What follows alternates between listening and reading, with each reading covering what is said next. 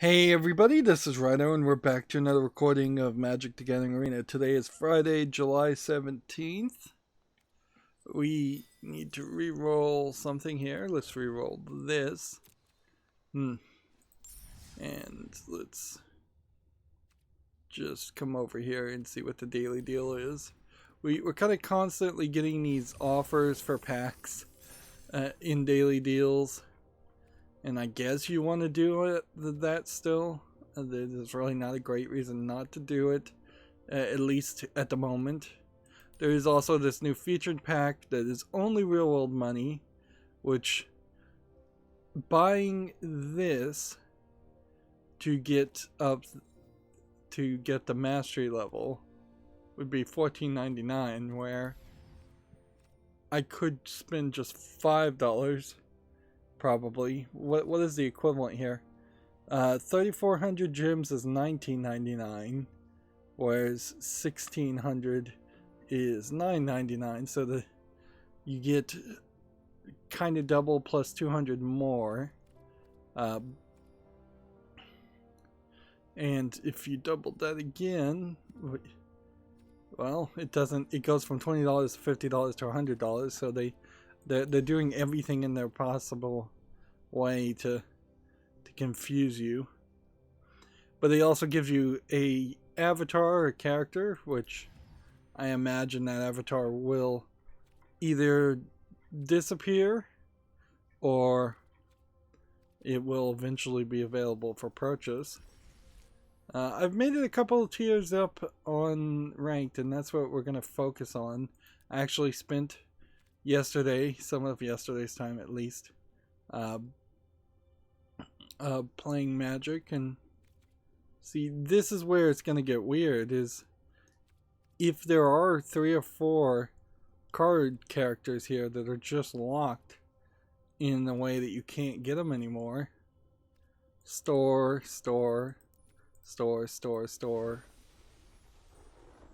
Apparently this one was one that was only available for a time. So that is apparently just going, so is this one. So yeah, if you don't get these avatars, you maybe never get these avatars. But I would guess that's probably not true. I would guess what happens is these go on sale at some point. I mean, it's so ridiculous. And how far down the well can they really go with this? There's already too many characters. We have some mythic rares. So what we want to do before we do anything is go ahead and see what we haven't crafted for mythic rares. That, I guess, is none. We'll be opening an Ikra pack, so I guess we should craft one of these. So I guess we now have all the mythic rares. What else do we have? Uncommons. We'll deal with that in a second. See what we got on Theros Beyond Death as far as cards. Yeah, we'll just start with the... We'll just go down the row and not really think about it. You'd think you would bother to actually care about what cards you were going to craft, but nope. And let's see. Let's just see now, standards. And there was a bit of a surprise yesterday when I opened Magic in the fact that they announced some banned cards that I don't feel like they really talked about at all. So seems they just kind of sprung it on people. But I guess they were banned historic cards, so they're just expanding on the path of trying to make historic something that could actually be something. And that's where I got a couple of those wild cards from, I imagine. So, alright, now let's open the pack.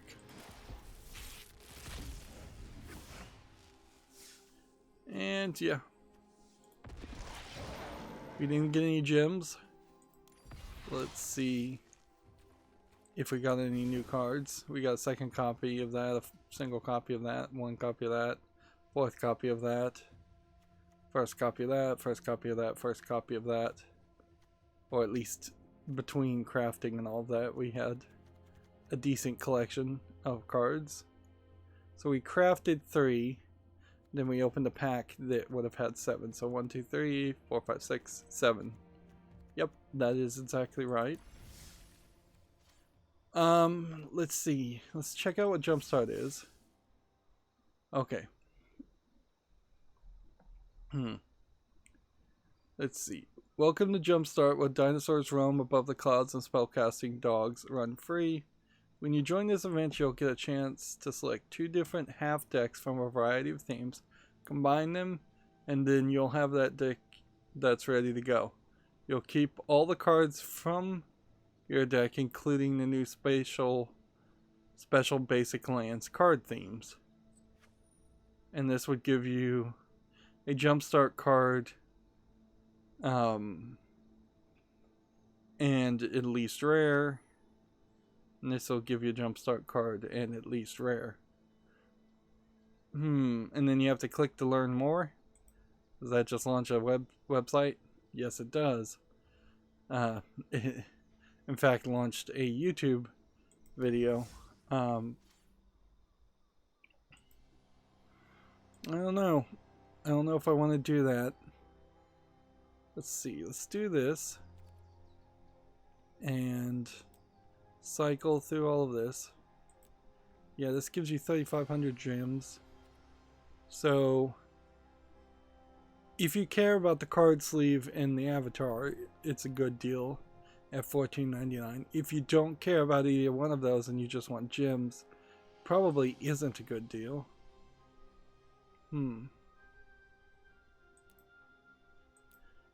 And I don't know how many cards this would give you for 2,000. I don't know if it's new cards. Like, one would assume that it is not new cards. Like, nope. Wait a minute. Let's go down here. Jumpstart apparently is a historic collection of cards. And so we would be expanding our decks with cards that we'd almost never play. Yep. Let's just be honest here. There is this ever increasing list of cards that are historic that I probably am not ever going to pay at all. We do know that Historic Anthology is not really leaving for like another 3 weeks or so. So,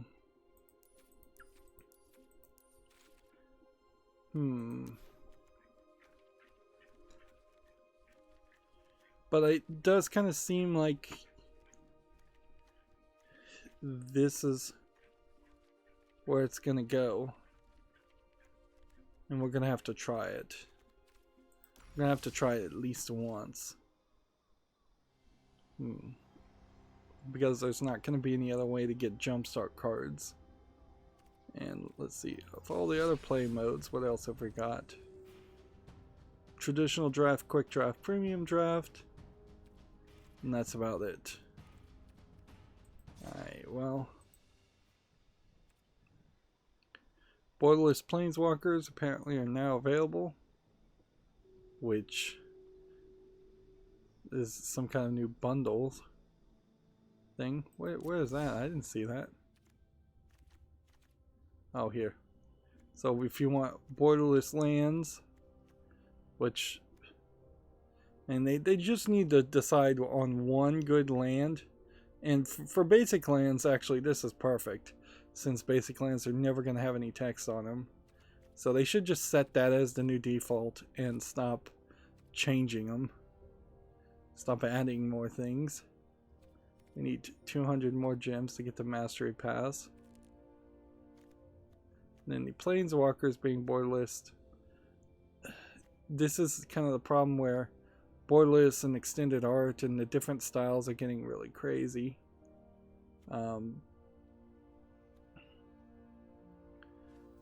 It's like, that's a lot of gold for that. A lot of gold for that. Not really worth it. This may not be worth it either. Okay. So now we get to choose our packs. Okay. So we could go smashing with red, predatory with green, or minions with black. I like the more female form than I would say a monster or a grave robber. So we'll just pick smashing. Now the real question then would be, are we going to now be offered 3 completely different packs? And how many packs are there? Is there one for each color? Or is there several for each color? Well, we now know we have smashing and dinosaurs. Or we could go smashing and smashing and unicorns. Let's go with dinosaurs, I guess. And this idea here, as far as smashing dinosaurs, as we look at the cards, is kind of crazy. I also kind of think this is crazy. This little glitch that happens sometimes. So, enchanted creature gets +2 in attacks in each combat. Look at your top 5 card. You may reveal a dinosaur or a land from among them. Put it into your hand. Put the rest on the bottom of the library. Target creature gains ++X until the end of the turn that it fights one target. Alright.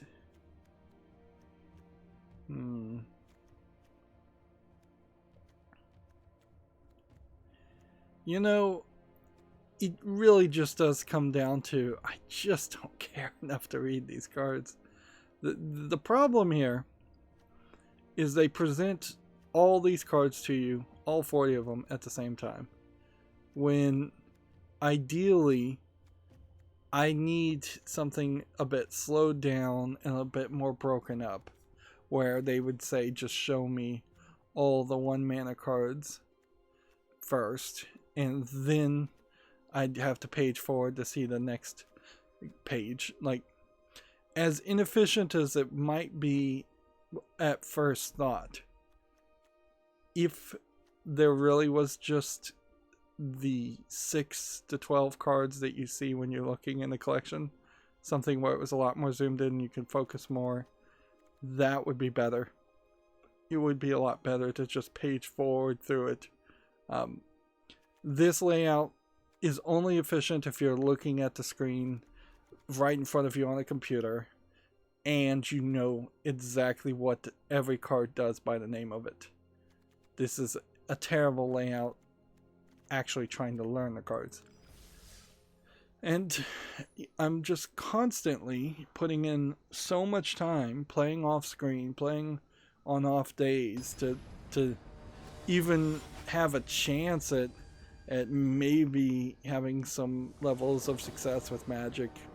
It's really winding me down as far as energy, where I would much prefer to have been doing something more like Hearthstone, where there's fewer daily quests or just no actual daily win requirements, and there was a lot less time I could spend on Hearthstone, and even Hearthstone took up too much time. So I'm really hoping that the Marvel game is much more time friendly.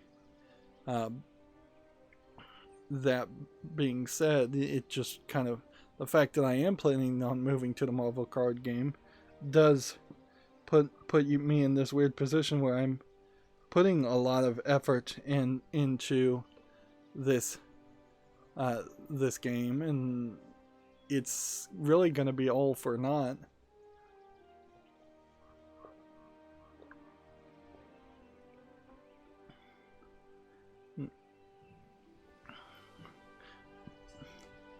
Well, this guy is not apparently playing, so I guess we'll just sit here and see if we get a straight victory.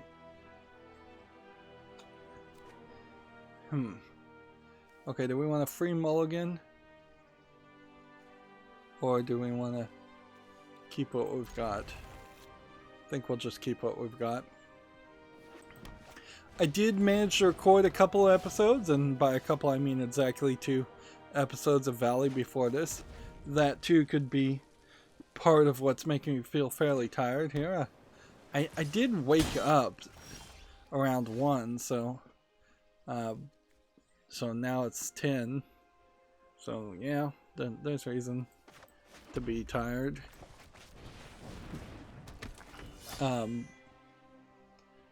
Valley finally is having a significant amount of enemies, and they've added a decent amount of Metroidvania-esque elements of movement to it also. So it puts me puts you in this weird position where you're wasting like 6 hours or so of gameplay where you really just wandered around, kind of ran, kind of jumped in a few places, but there really wasn't a lot to find or do. Well, that was a nice legendary creature. I hope that gave me 4 copies of that card, but I don't know if that really did.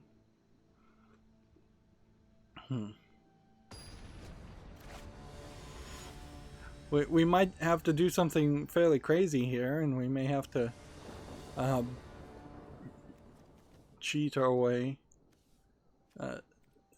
and play like 3 or 4 of these games to get all the cards. We're gonna have to evaluate if we're getting 4 copies of each card, or if we're just getting like 1 copy of each card. This whole jumpstart idea, I think, is supposed to be for new players, kind of a mix and match pre-made decks concept that I believe Pokemon card games had something similar to this, and there's definitely an idea.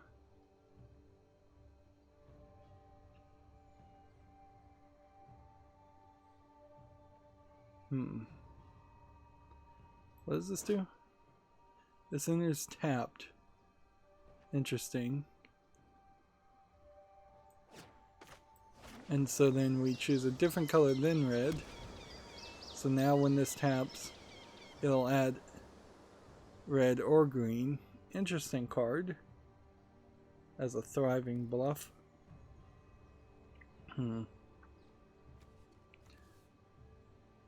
But yeah, I don't have yet, since I only played for half a second there, I've yet to see why this would be specifically great cards. If anything, I feel like having people just play a few games with only creature spells with no effects might be the smart move.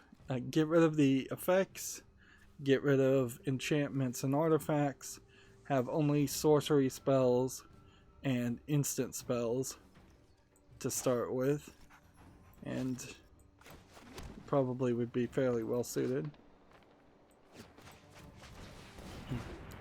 to get rid of a lot of craziness. Although it's really not being realistic to try to get kids to learn how to play Magic with creatures that don't have effects on them, since almost every creature you play will have an effect on him. Let's see.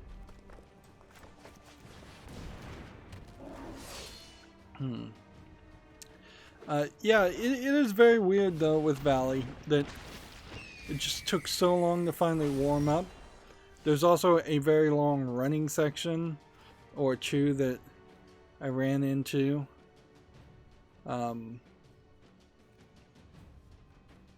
And you run into these running sections, and they're just kind of there, I think, to prove that the creators of the game actually thought through the whole world design, and so they wanted to make it so that it felt like you were actually running around a large valley. But at the core of it, there's kind of nothing going on when you're running, and that they've only managed to slightly make the game interesting by having 4 or 5 of the Wendigo enemies that they introduced appear in the same place. There was a whole section where you're supposed to swing around, and the swing mechanics are just not something I ever really embraced, so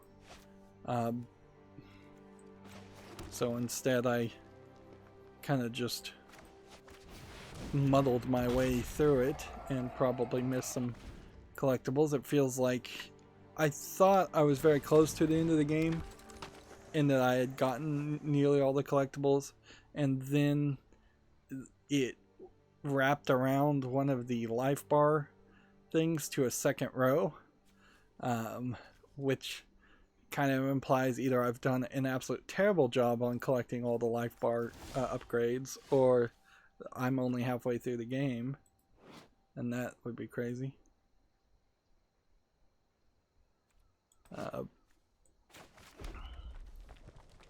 Okay.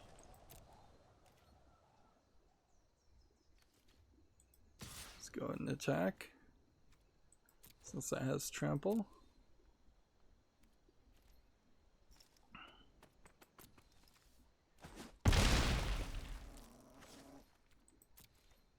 And yeah, I think we're gonna win.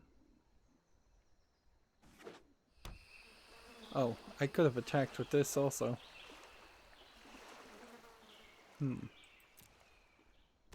On second thought. Well, we'll do that next turn.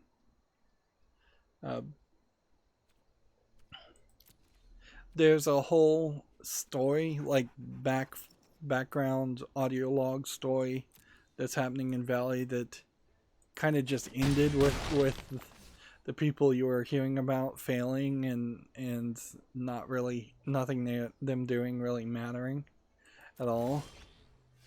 There's a lot of ideas that were not properly introduced at the beginning of the game. It does definitely also feel like that if the world was more of a interconnected open world like Metroid Prime, and there was just a general plains-like valley area that had many shortcut paths that you crossed through, that would be a lot more interesting than what we've actually got. My only other thought would be that possibly what? Oh, so you want to target this one and then sacrifice that one. I thought it was the other way around.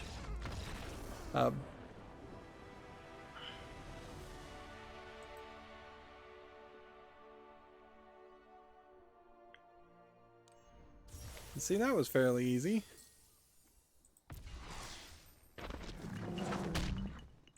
That was, if anything, too easy.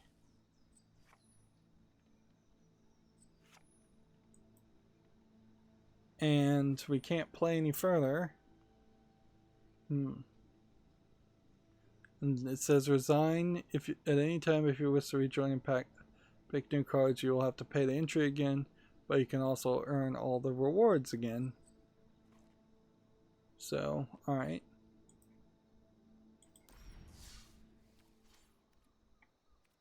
Let's now go to the deck and see how that really played out. We got this card and this card. And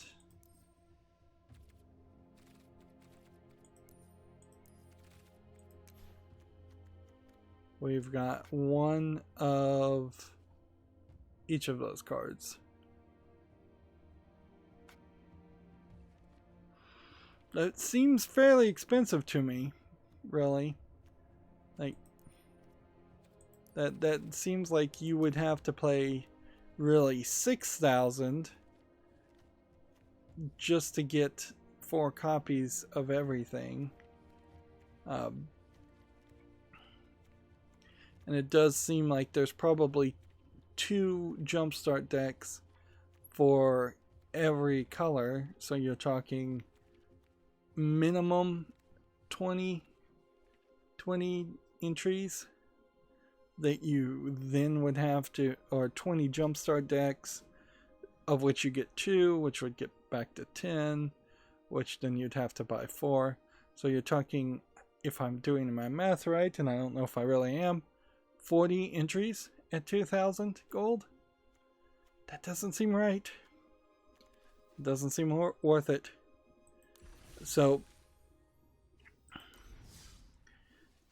we do know Jumpstart is replacing Friday Night Magic, though, so I guess we could be fine with that. Let's just go ahead and resign so we know what happens. Nothing special. And it would just be another 2,000 gold. Okay.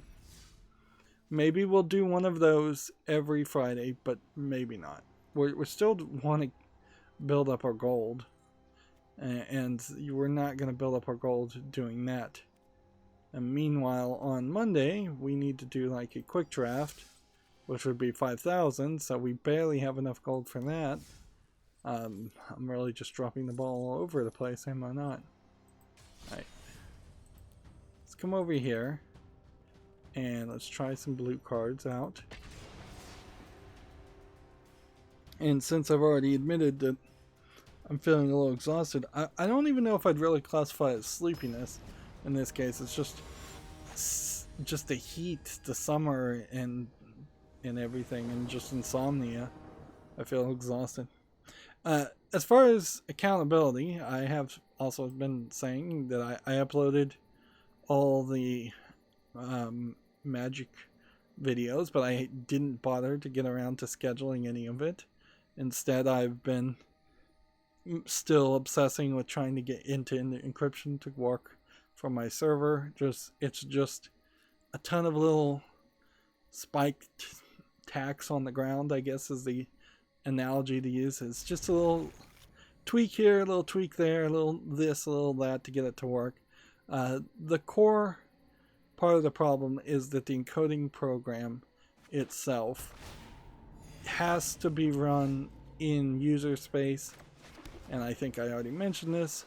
So when my helper script that encodes the emails, runs the encoding software, if it's being run by the root super user, it doesn't work. I finally figured out how to get that to work, so it will work. But there is something about what I've done in the past, many years ago, to automate the tasks and the reports to be emailed to me in the first place using postfix, that I don't remember what I did, and fairly obviously I've been terrible about documenting things, but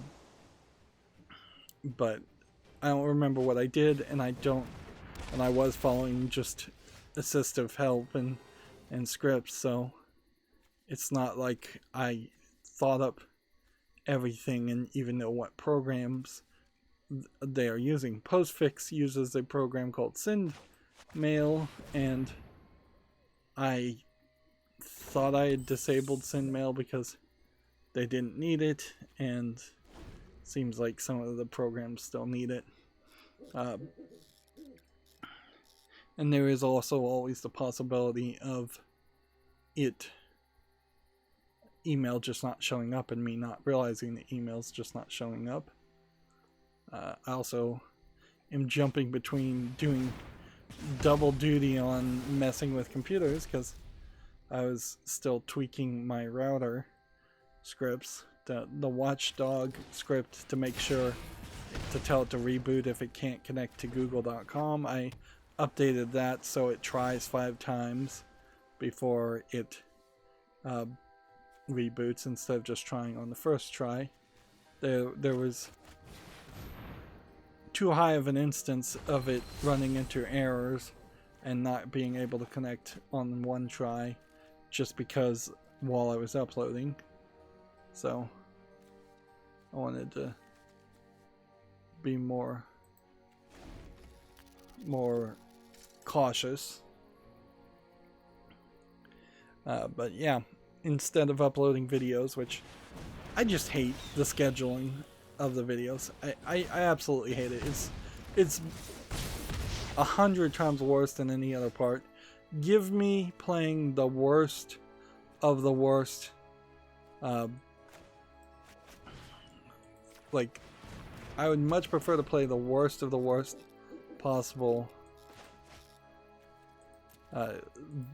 video game over scheduling videos, because it's just sucky. But I need to get over this hump. I need to schedule the last few of them, and then I need to see if my script is really going to work.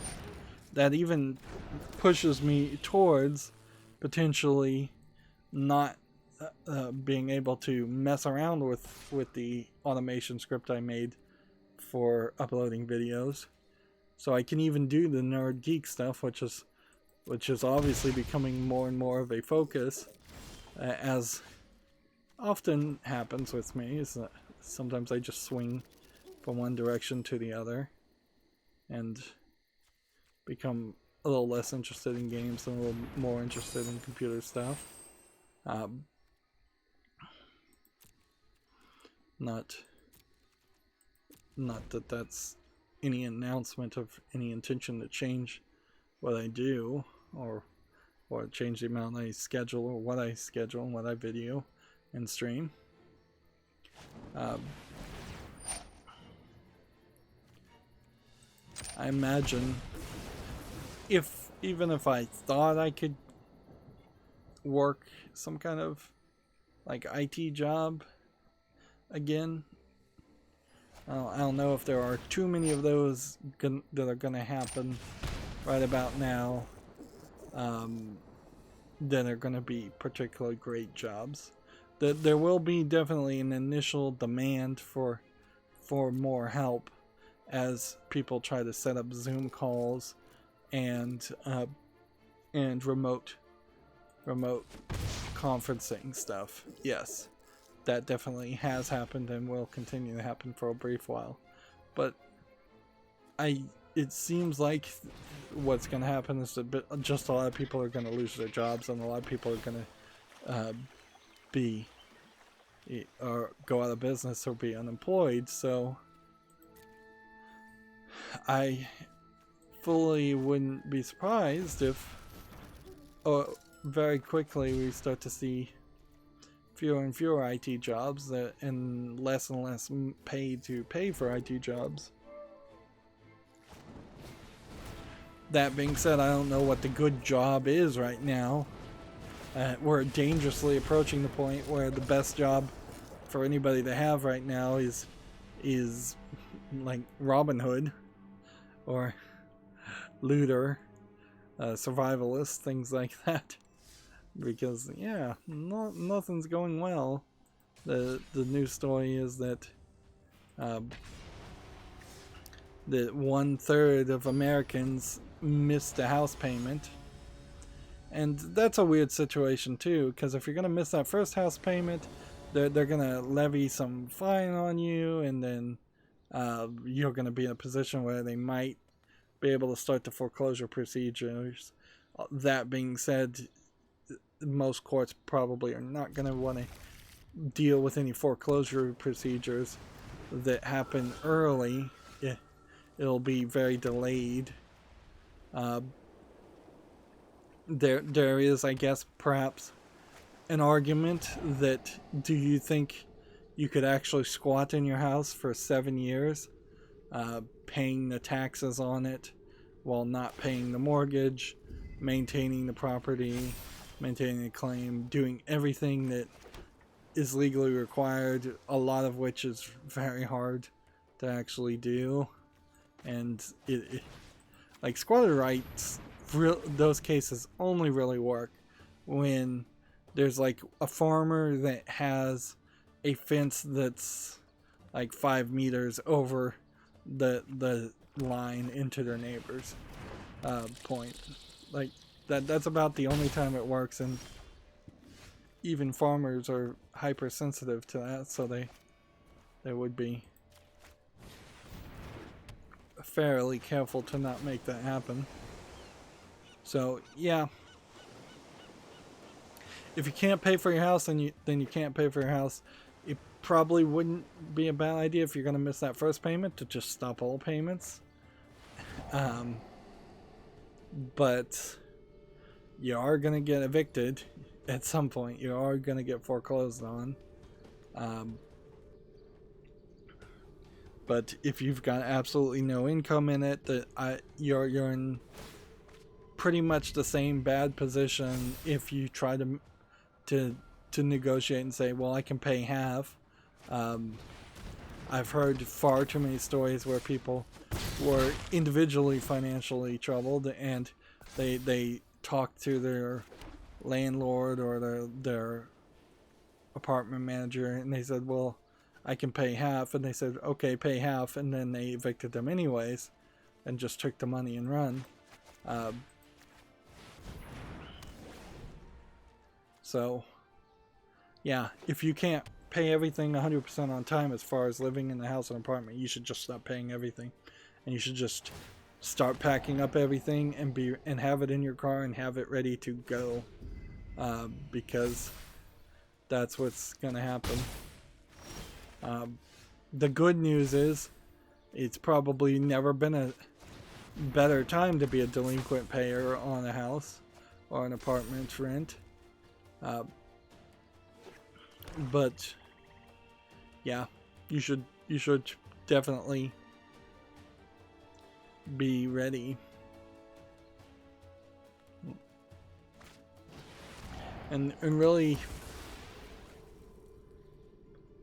there's probably just gonna have to be a lot of pain until something changes. Like either we institute some major universal basic income, housing credits, major reform as far as sustainable living. Another story said there's not a single state where minimum wage minimum wage employees working at 40 hours can sustainably afford or reasonably afford their living, the price of an apartment or a 1-bedroom apartment. Now, the way that's calculated is if you're paying more than 1/3 of your income towards your housing, that's too much, and that's not reasonable or sustainable in their book. And that's always been the general idea that they put out there, and the price of living has just gotten more and more expensive, so it doesn't really work. And it's 2 or 3 jobs that you would need at minimum to work at minimum wage to be able to afford or reasonably afford the price of a 1-bedroom apartment. Of course, people are still pushing the silly narrative, well, minimum wage was always for high school kids. I was like, yeah, go down to McDonald's and look who's working there. Is it high school kids, or is it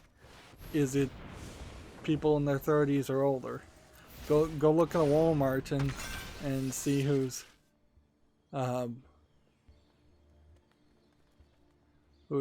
working there, because it hasn't been a case for a very long time that all or even the majority of employees in a Walmart or a McDonald's were high school kids. And even Walmart and McDonald's don't actually pay minimum wage. That argument only kind of holds weight if you were trying to make the argument that's like GameStop teenagers who are working teenagers working at like GameStop deserve to be paid minimum wage, and that's about the only company I could think of that just heavily employs young people, and GameStop is failing anyways. And the whole thing just falls apart because there's no reason to say that young people deserve less pay for doing a job. Just in general, that's just ageism. It really is. If you change that and said women deserve to be paid less, that would be sexism. To say young people deserve less pay is ageism. You really can't make the argument it's because high school kids have less experience at a job. That's super subjective and not ever guaranteed to be true. Furthermore, there's plenty of adults that have to bounce around so many jobs that their experience and working at one job may be way less than what a high school kid may have. Adults might have more experience in general, working in jobs in general, but that doesn't really apply to anything much.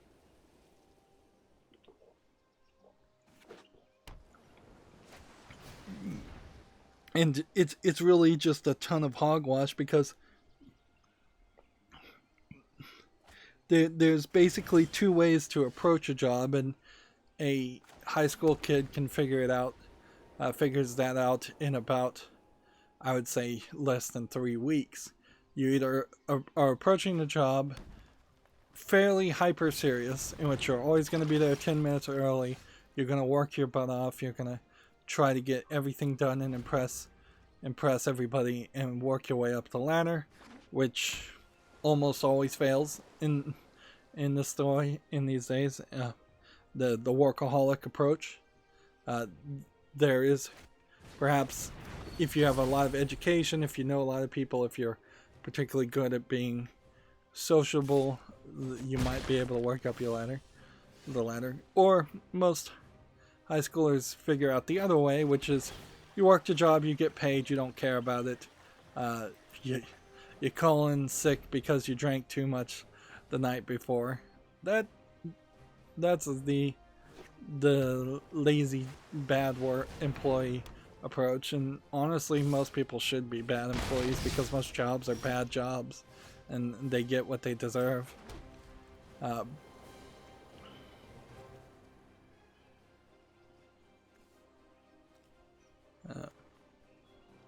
I've definitely worked jobs where I've personally been the workaholic, and I've regretted it in a long way, and it certainly didn't help me in any way because nobody appreciated it. That's the real thing, isn't it? I suppose if you were in a job where you had someone who actually appreciated it, not just said they appreciated it or gave you some stupid employee of the month badge or award, but if they're actually paying you what you're actually worth, if they actually will back you up and support you, if they're not just trying to use you and abuse you as much as possible, then by all means stay in that job and keep that boss, because that is a rare thing, and you will not see that very often in job situations.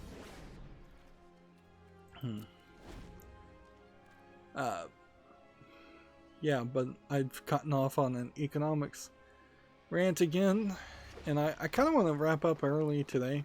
Just think that's there. Gametsu is doing a weird thing where they're giving away a lot of Steam codes, which is weird. And the Summer Game Fest 2020 is starting in 10 minutes. So I don't know if we'll have anything to say about that at the end of the stream. But yeah.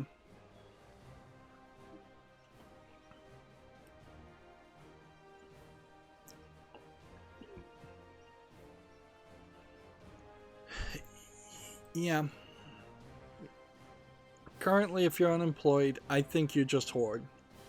I think that's the best move. If we were often survivalists, people will use the zombie apocalypse allegory. Very few survivalists, I think, actually believe there will be a zombie apocalypse. But if this was the zombie apocalypse, if it just broken out, if you're just figuring out that there are zombies everywhere, what would be the first thing you would want to do? You would want to hoard the resources that will come into being handy, not just tomorrow, but 2 weeks from now, a month from now, a year from now. So if that's medicine, food, bullets, those are all very useful. Now, in our current economic situation, we're not quite to the point where money and printed money is worthless, where in a zombie apocalypse it almost certainly would be. So my equivalent there is like, yeah, stop paying your bills. If you can't make that first bill, kind of stop paying them all. It probably would be smart to cut off, say, the cell phone and the internet or the Netflix. Like, first you'd start with like the Disney Plus, the Netflix, things like that. All the supplemental things that aren't going to really affect you. Cell phones, you kind of need a cell phone to try and get jobs. So you'd like maybe bump it down to one cell phone per family, like one shared number, which would really suck for most people. Cable TV, get rid of that. Internet sucks, certainly, to get rid of it, but there are ways to sit in the parking lot of a McDonald's and get free Wi-Fi on the cell phone and apply for jobs. But yeah, that's something you could get rid of. I would get rid of all those little things. Gym memberships, definitely.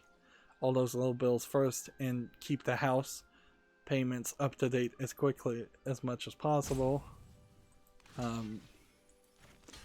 But if it really doesn't look like you're not gonna be able to get any income at all, yeah, I would just start squatting in the house. I would stop payment on all of that. I would stop payment on everything and just let them cut off services and try to have as much cash as possible for food. And that's about all you could do, really. It might be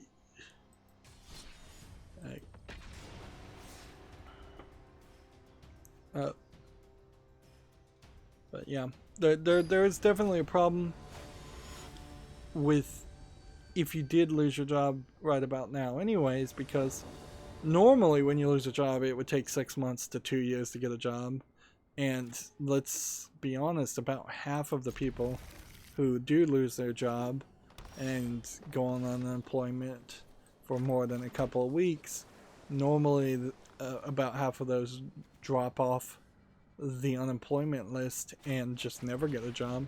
The real number of unemployment in the United States has always been hidden and way larger, because you have tons of spouses and wives that just decide to be stay-at-home parents, which we probably will see a major increase in things like that. But you also just have a ton of people that either starve to death or go homeless or just disappear.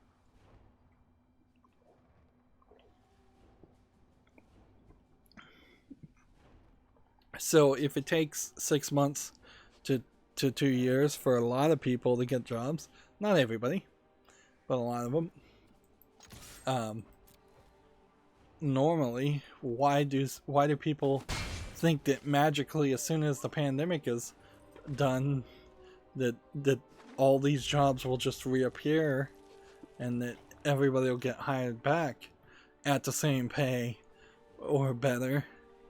If anything, this is just the beginning of some real nastiness.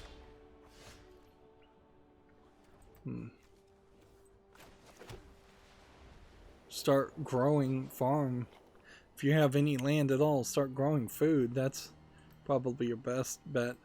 Maybe think about getting some bows and arrows and hunting in some forests. Maybe think about getting some bows and arrows to protect your own place. I would say bows and arrows are probably smarter than bullets and guns, because you'll run out of bullets fairly quickly in a zombie apocalypse type scenario.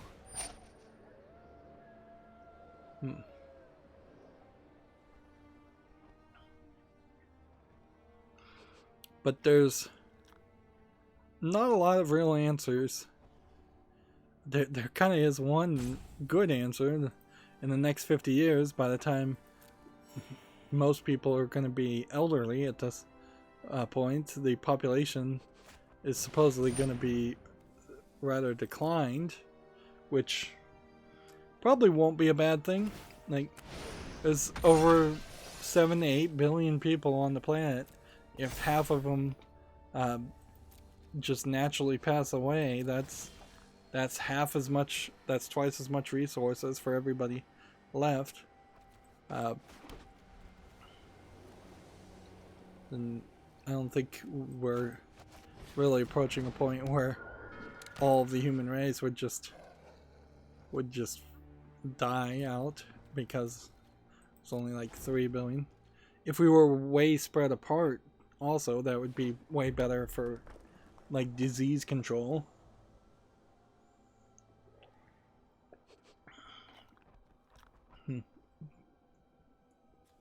And with the Chinese one-child policy and them all wanting sons, them having, I believe it's 16 males for every 1 female in China.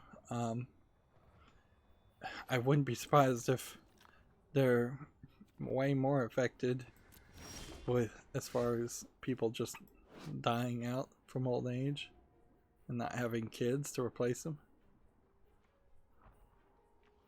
Alright.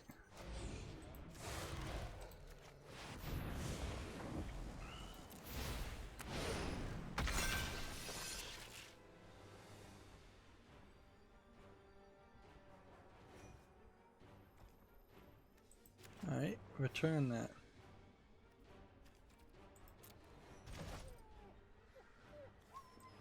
Play that. And then attack.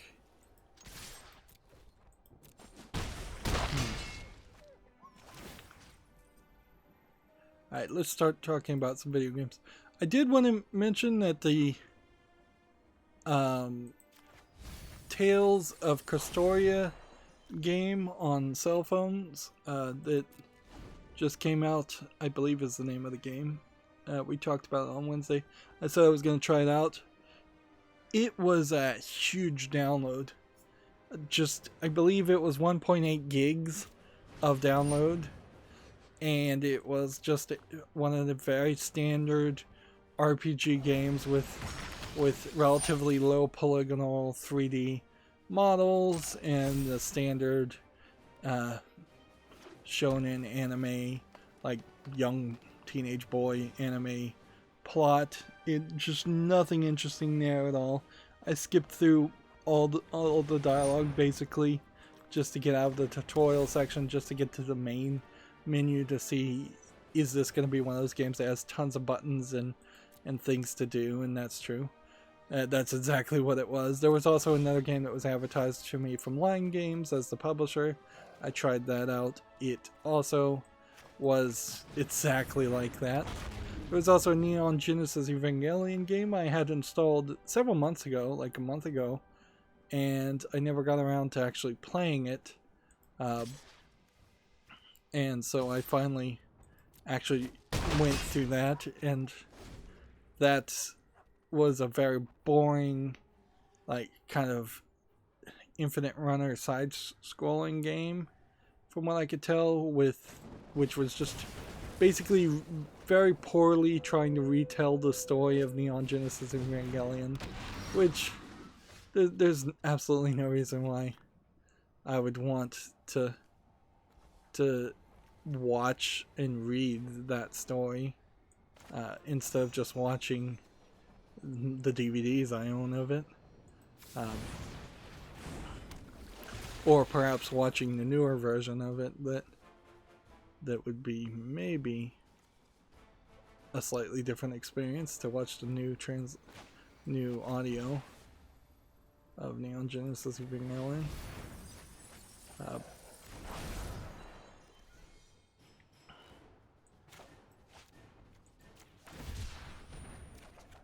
I just need to remember I'm playing cards here, and that's all I'm really trying to do.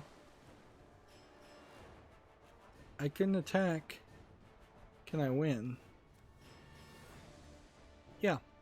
Alright, well, let's get as many victories as we can. So yeah, I installed that and then uninstalled that. I did fairly a lot of cleanup on my cell phone. Like, I usually don't uninstall almost anything on my cell phone, so there was plenty of little things that I went through, and like little nerd test apps. Like, I had one that showed me how to make like a Cat5e wiring guide to make network cords. I don't really need that. Anywhere I go, I'll have internet access, so that there's no reason to actually. Now I'm going to play rank to try to actually win and get higher up in the rank. Like, anywhere I go, I could be able to look that up. Plus, there's another software I have that has a portion of Wikipedia just automatically downloaded and kind of like synchronized on my phone, so even if I was somewhere where there was no internet, I could probably still look that information up. So it's just highly unlikely. That on top of the fact that if I was to actually pull out my network cable crimp, there right next to it is a printed diagram of the color codes to use. So there's things like that. This is weird. This says protection from green, and that's described as this permanent can't be blocked, targeted, dealt damage to, enchantment, or equipped by anything green, which you would think dealt damage meant combat damage, but it doesn't. And I lost the game, I believe, because I was experimenting with that to see if it actually was immune or indestructible from green, and no, it is not.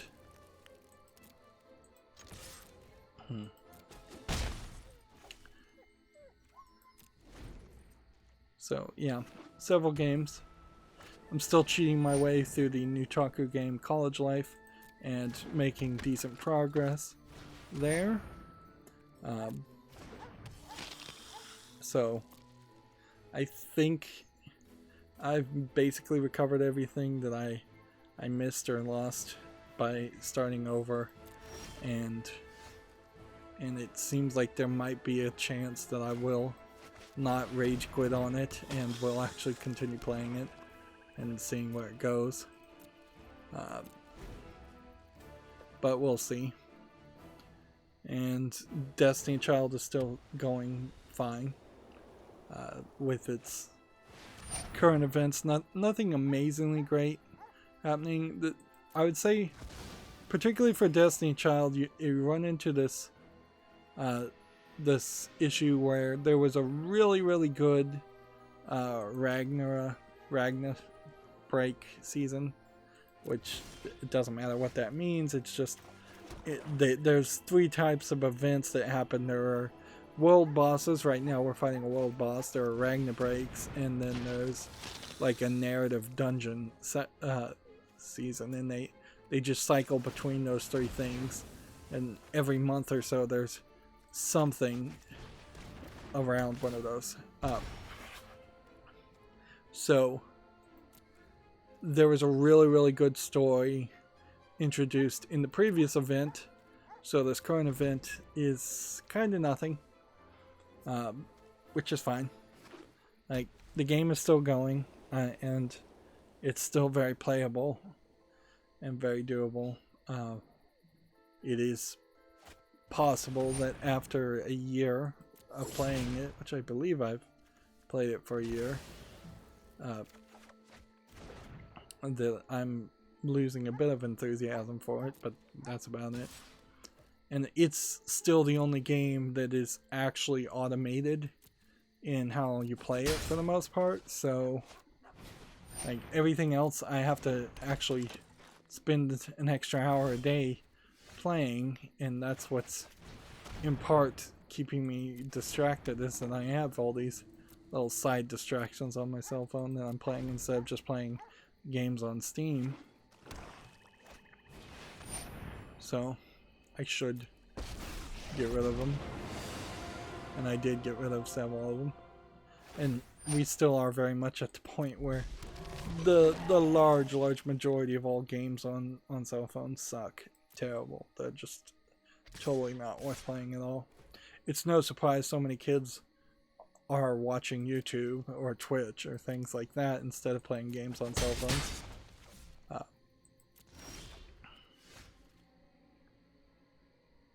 Right. I'm gonna attack here and see if hope he blocks with something. There we go. We needed that dead. So then we could do this.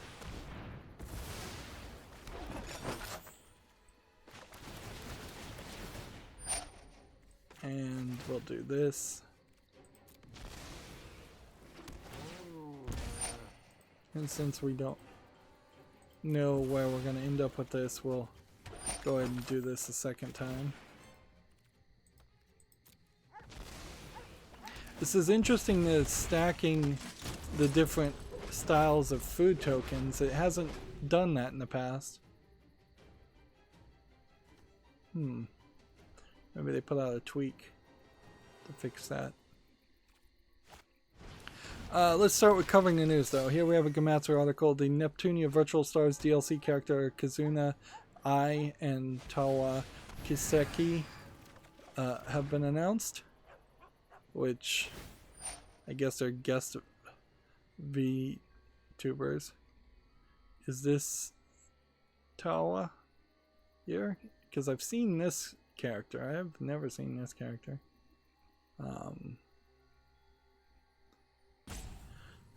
Well, this is their name in Japanese. If I could read any Japanese, I probably could recognize this.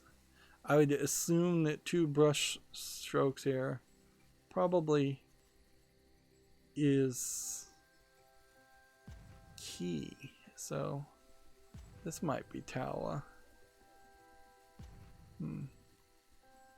But then this would be I, so who knows. So one of them is one of those names, and one of them is the other of those names. For what little that probably will matter for most people. Well, it's Friday again, so I guess they've let the gates open as far as adult content. Here I have a game on Steam that is labeled sexual content, and while none of the screenshots are showing anything actually explicit, there is definitely a lot of implication going on for this game called Romantic Player, which is tagged nudity sexual content again, $2.69, Chinese only. It is interesting, particularly to see an adult game that is Chinese only, because most Chinese companies don't even begin to try to actually have nudity or be adult, because the censorship is already so strict. I don't think there really is a way to be approved or allowed to make adult games,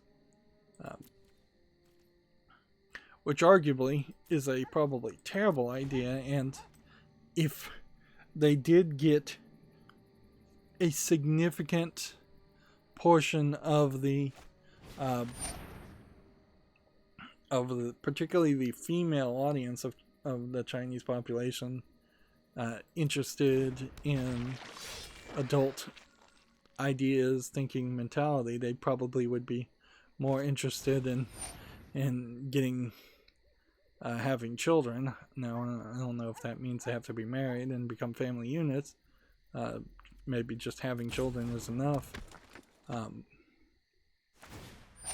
wouldn't be surprised if we start to see like surrogacies of, well, yeah, with a 16:1 male to female ratio, you probably should be a lot more open to like male on male couples being open in open relationships and adopting kids from females who just want to get paid to be surrogates and have a baby but not have to spend all the time and energy to actually raise the child.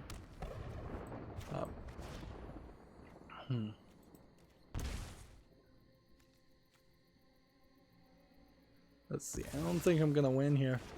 Right now my deck has more cards in it, by the way, than it should. Now, I did make a tweak or two and crafted another one of these cards, which was a, I believe, rare wild card. So I spent a penny. I spent a pretty penny on that.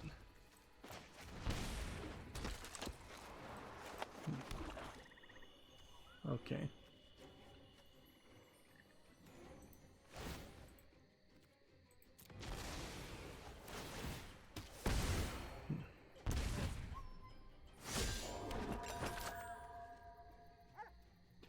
Okay. So I could activate this, and it would do 2, 4, 6, 7 damage. And I think that would be it. So I can't win. Not at the current moment. Maybe I can win now. Particularly if I block with this.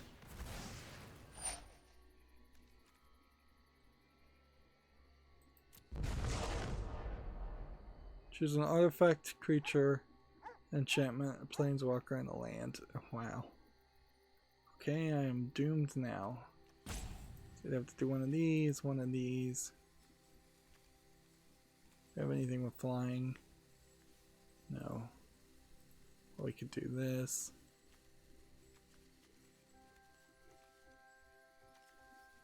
And is that it? Yeah.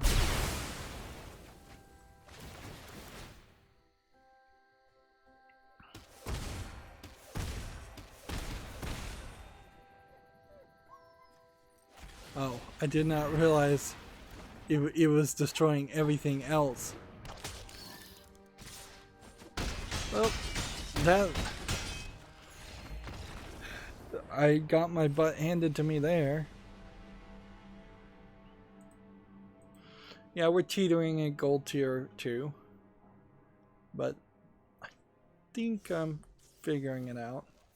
I do think also I probably will give up on trying to give like version numbers to the decks, because it's just this constant tweaking left and right with the decks, just taking something out, adding something in, adding a second copy of something, taking something out again.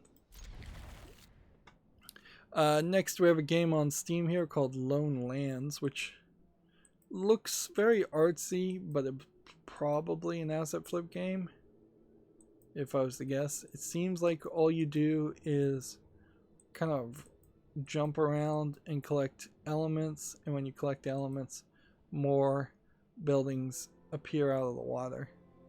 I don't know if you die if you actually touch the water or not, but yeah, it is a platforming game. We definitely have seen similar games, parkour games. This one seems to be slightly more polished than some of the other ones we've seen. But yeah, you can just walk on the water. Interesting. So it's kind of no point no risk gaming there. Well, regardless, I'll put it on the follow list and we'll see what people say. It's 59 cents. It's English only.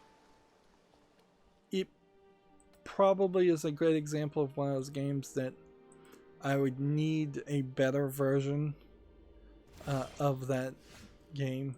That concept, that idea could be expanded upon to something better. And sometimes some games are just on the wish list or follow list until something better replaces it.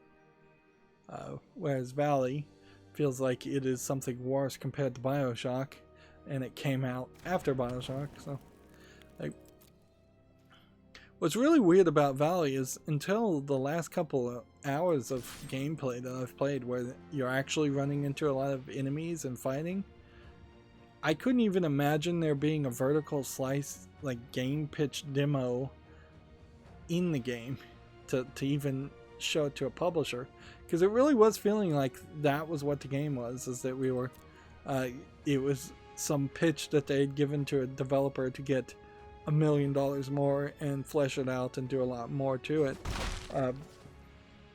but no, I guess that really wasn't the case. It's just this really long first half of the game where nothing happens. Moving on, Komatsu has an article. Data Live Rin Dystopia has some screenshots for the PS4. This is a spirit romance visual novel due out September 24th in Japan. So, interesting that I guess that they've got a whole gallery here of screenshots of these anime girls. Definitely end up saying anime girls a lot more than I say anime boys. The guy anime games are fewer and far further between, but often more notable and higher quality, I would say. Let's see. Next we have a Komatsu article. Metal Max Xeno Reborn details a playable POM battle dog Poochie and voice actors. I have no idea what this game is, but I feel like I might have seen this, but who knows. Yeah, this might be brand new stuff. It looks pretty low polygon. Oh, Metal Max is that low polygon tank game. It's coming to the PS4, right? Well, let's get down to the images. And then let's scroll back up. Yeah, it's coming to the PS4 and Switch. It's just really awkward and weird to have a game that is trying to build up hype around it, and yet it looks like it's got Vaseline on the camera lens. It's so low polygon, so ugly.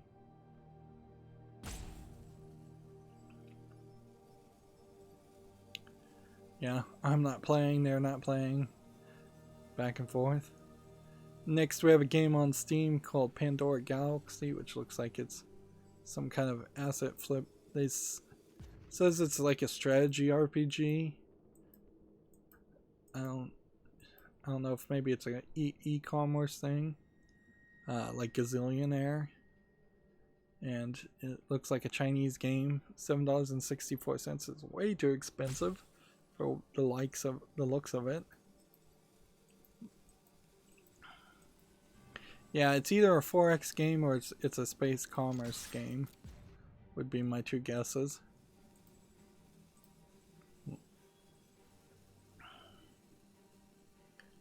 And this is just taking forever.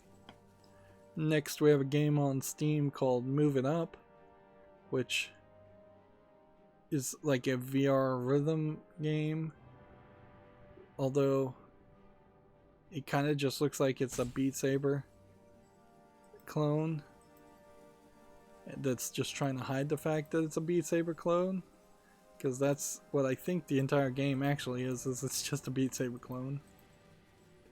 $14.99 English only. I don't think we need a Beat Saber clone in my life. I don't think I even need Beat Saber in my life. This guy's not moving, so he's gonna disconnect and concede fairly quickly. So I just need to make sure I move. Let's see, next we have a game called The Vigilant Villa, which looks like it might be a adventure game, maybe hidden object game. Yeah, it looks like it might be Chinese in the fact that it seems like the entire game is displayed this way. Otherwise, these are weird screenshots. Yeah, it feels like it might be like a murder mystery visual novel experience. $5.99, English and Chinese and Japanese, but the only full audio is Chinese. 8 chapters. It might be a particularly long game. And it is rated positive right now, so I'm going to put this on the follow list. There might actually be a game there. Although I would, in all honesty, have to really think about playing a game like that before I finished the Zero Escape games that I already purchased and went out of my way to purchase in particular. Let's just go ahead and attack.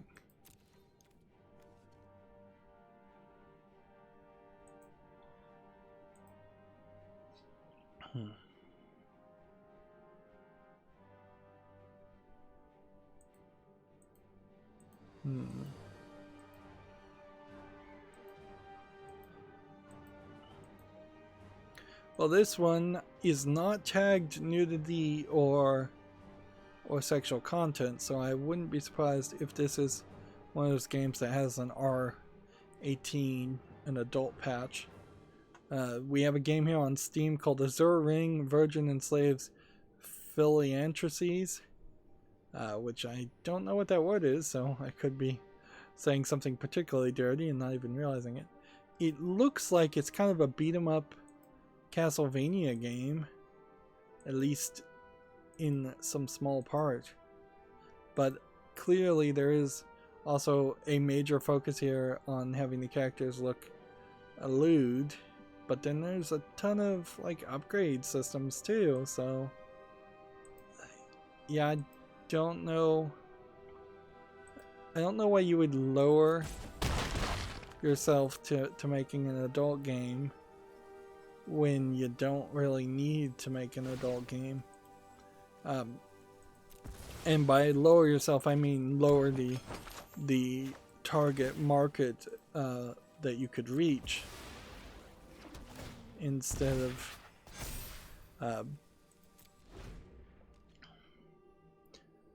just making a regular game. If you can make a regular game. The vast majority of adult games are obvious low effort garbage games.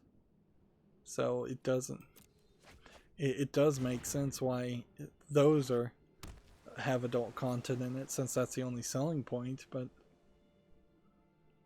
if you've got a game that even slightly looks like it's playable,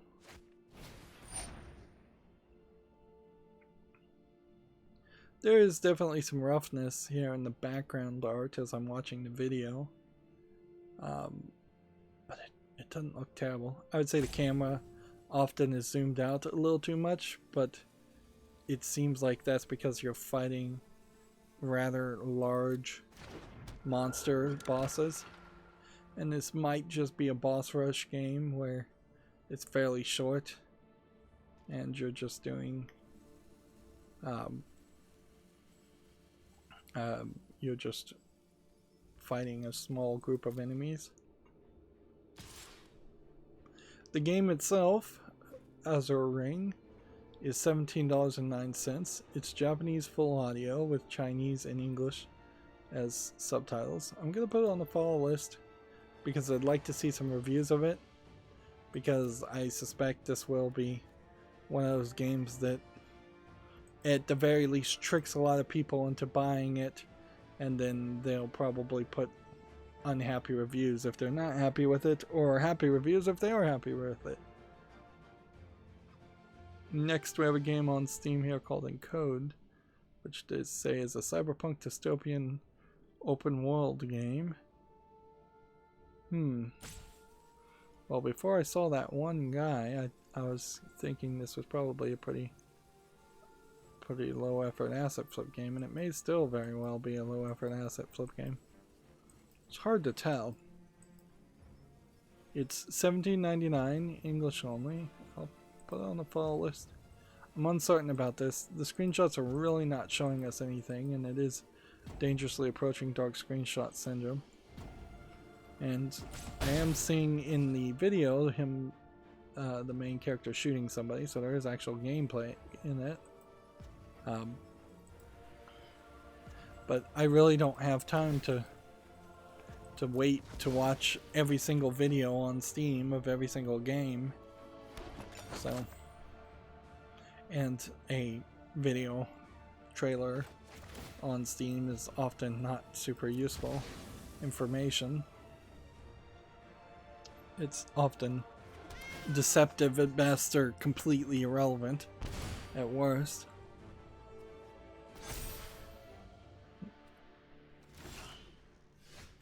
Okay. Let's put this on the field.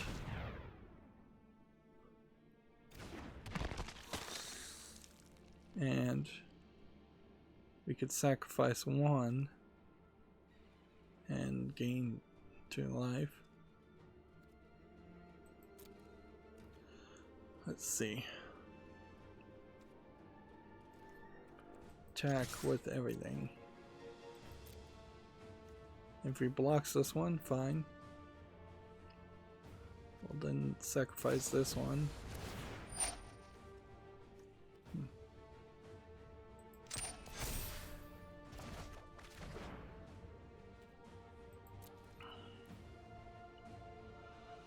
I thought this guy would have disconnected, but he's obviously moving enough to not concede the game.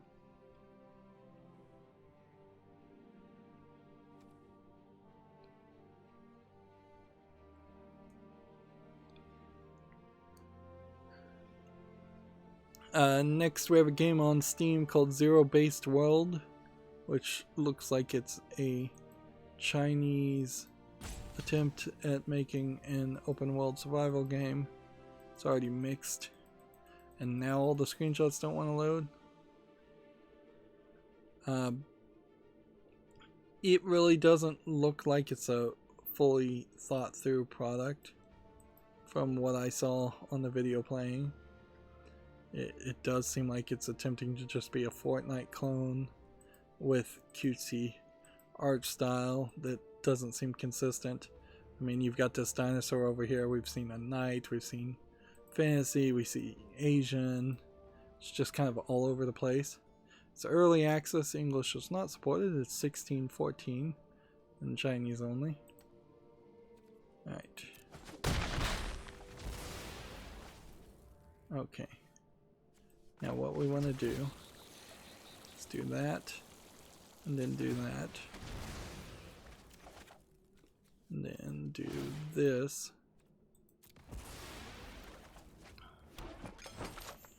and then do that.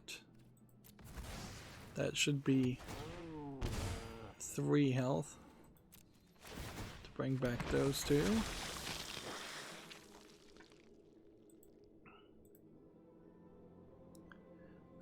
Gamatsu has an article. Smilegate establishes a Barcelona studio to develop AAA open world console games.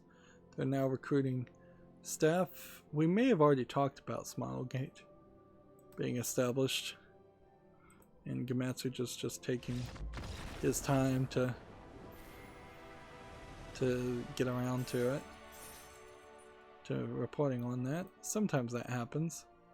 Usually Gamatsu is the first one to report of the ones I follow, which there are only 3 or 4 video game channel sites I follow. Usually they're the first to report it, particularly if it's from Japan or the East that they're reporting on something. But I guess every now and then they can be kind of late to report something from the West.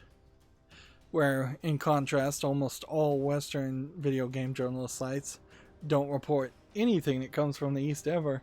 In fact, I've seen almost 100% contradictory stories where there is a more Eastern website saying that Japanese critics are praising Ghost of Tsushima, and I've seen the Giant Beast cast basically say it's a boring, bland game, fine to play, but there's nothing special about it.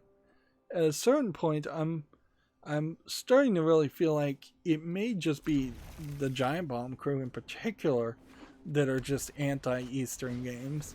And I think there may very well be a large amount of that compared to like even the other Western websites like Kotaku, Polygon, things like that. It may be that Giant Bomb is kind of the worst of the worst as far as the anti-Eastern game mentality.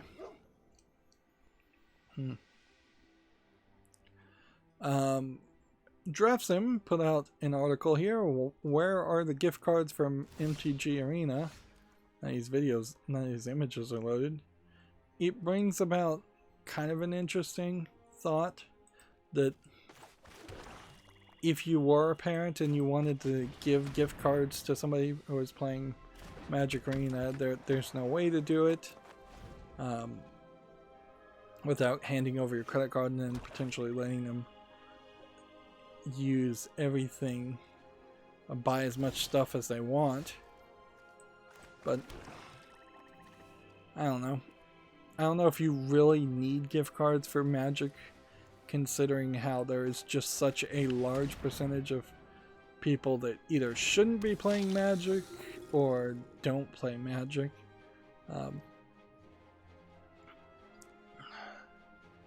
Yeah.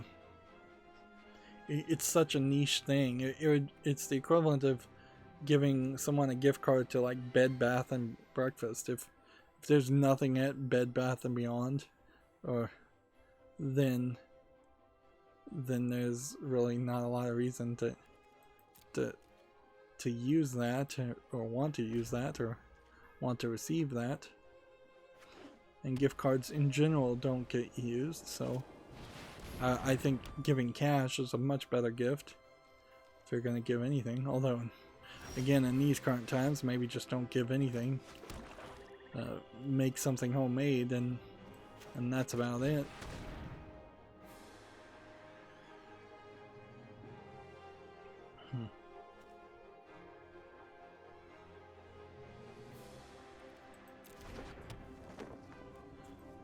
Let's see, play this.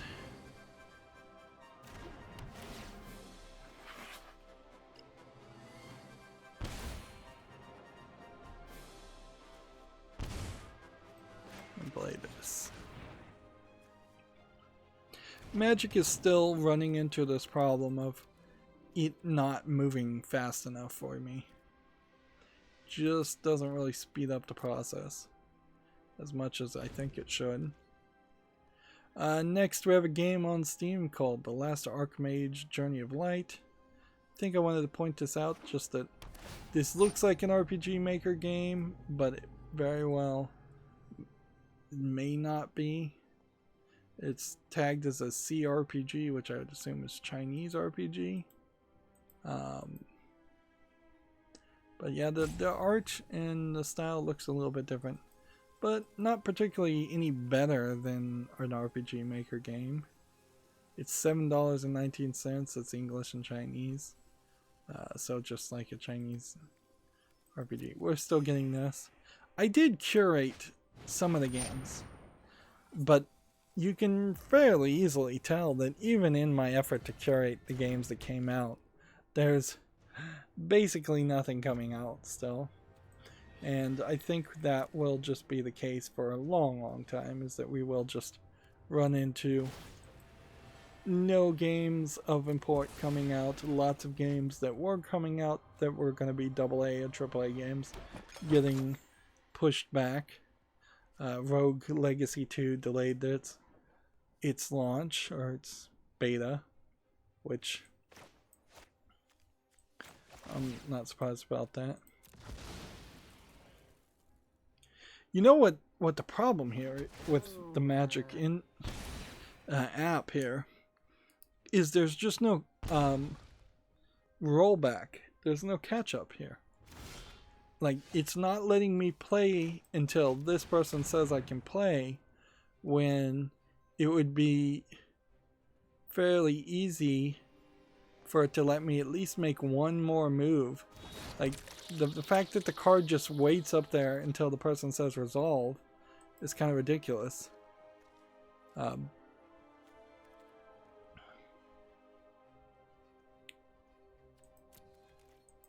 should be able to at least do something.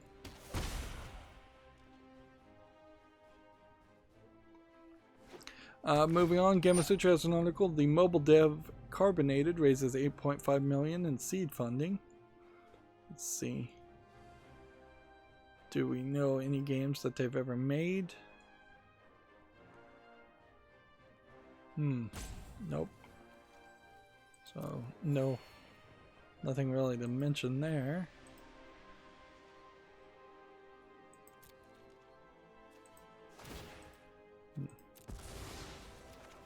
Like, why can't I just lock in this set of actions and say do these actions, and then it say your actions were interrupted or your plan was interrupted? I don't know how you visually represent that and explain that to a Magic player, to say you're not currently playing, you're instead loading up actions, and then if they don't resolve, we'll say roll back to the past, and then you can react at that point. But that is, it's kind of like if you were playing chess by mail and you were a chess genius, you might say,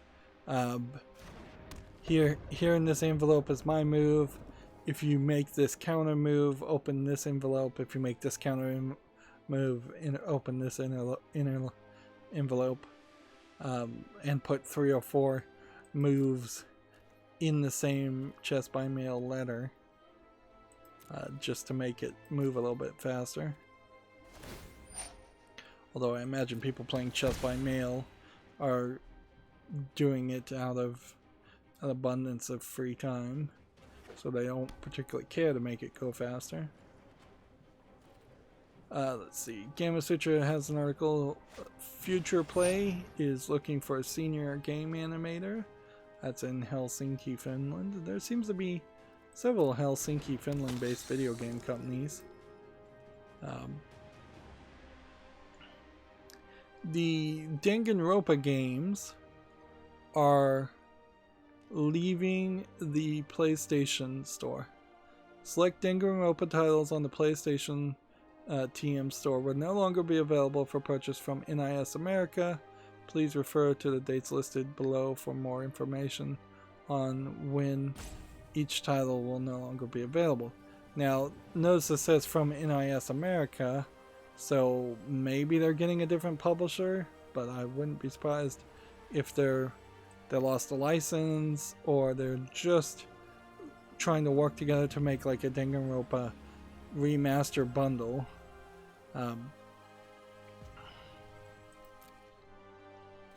So what they have here is another episode, Ultra Despair Girls, for the PS Vita, which is leaving 8/31. Trigger Happy Havoc for the PS Vita, which is leaving 9/4. Danganronpa 2 Goodbye Despair for the PS Vita, 9/4. Danganronpa 3 Killing Harmony for the Vita is 9/25. And then Danganronpa 3 Killing Harmony for the PS4 is 9/25.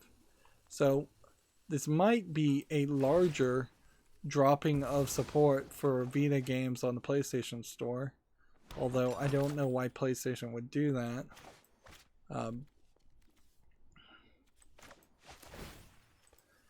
It would be a little bit crazy and tinfoil hat-ish to think that all of these games have been kicked off the Sony PlayStation Store because they're they're not to the liking of the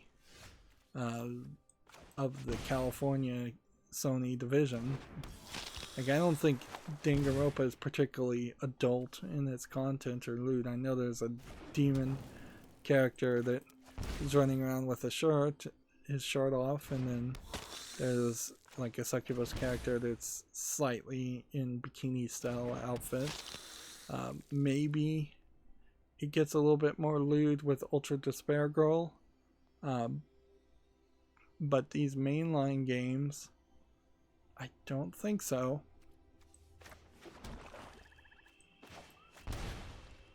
So, yeah, unless NIS America lost the license, I am confused as to what is going on with that one.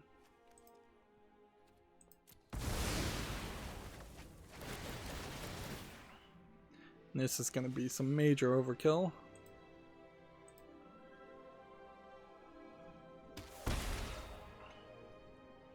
Every time this does damage, this is going to do 1 more damage, which, since these two are doing 1 damage each for every character that died, we're basically doing 3 damage, which adds to the multiplier quite a bit. And that brings us up to gold tier rank 1. So I think we can make it to platinum if we're lucky.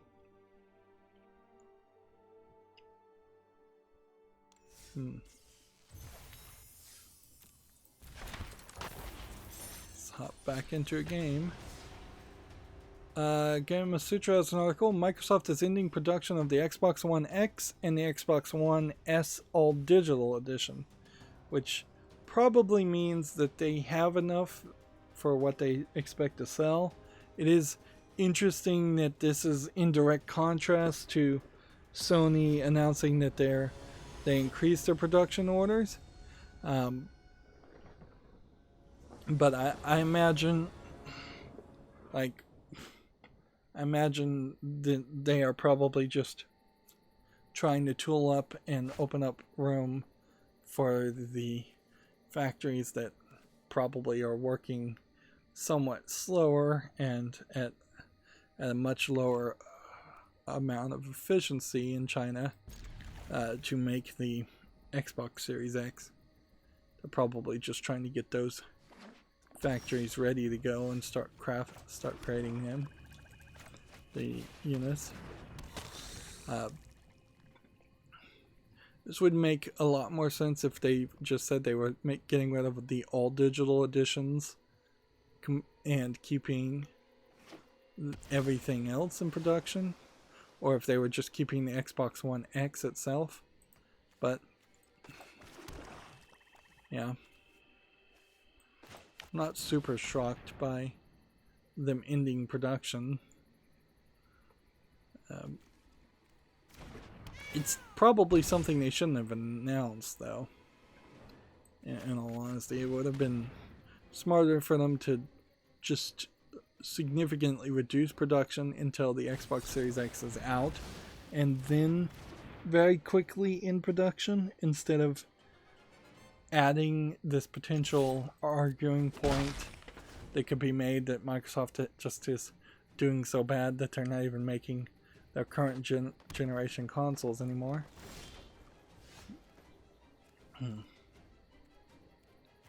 I could cycle.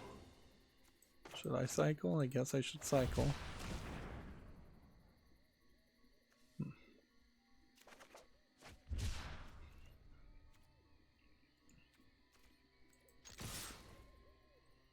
See. Gamatsu has an article here. Rogue Legacy 2 Early Access is delayed to August 18th. Okay.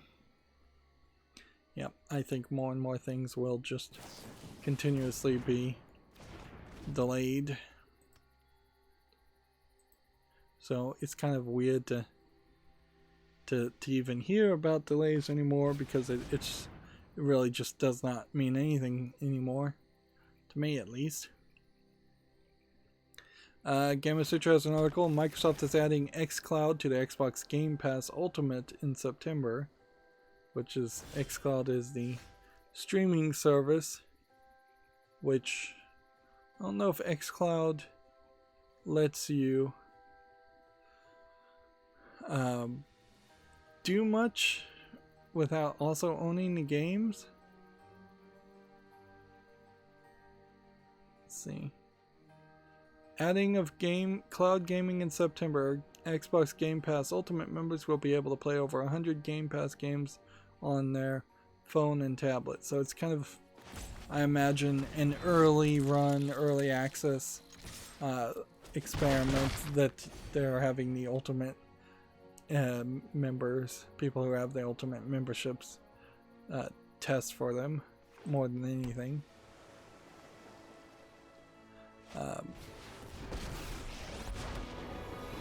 But I definitely could see the idea of xCloud working very, very well. Maybe even better than the next generation of Xbox. Like, if you could get a good 1,000 games or so that are maybe a little bit older but still worth playing, like Xbox 360, Xbox One games, if you can get those to stream to a cell phone, you have completely taken over the market as far as mobile gaming is concerned. So that would mean a lot. TechRaptor has an article. Adrian Camellars, I don't know how you'd pronounce CHMIEL. I imagine that's a misspell.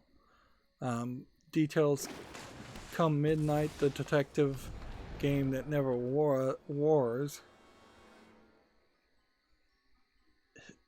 What, is this a misspelling also? Huh.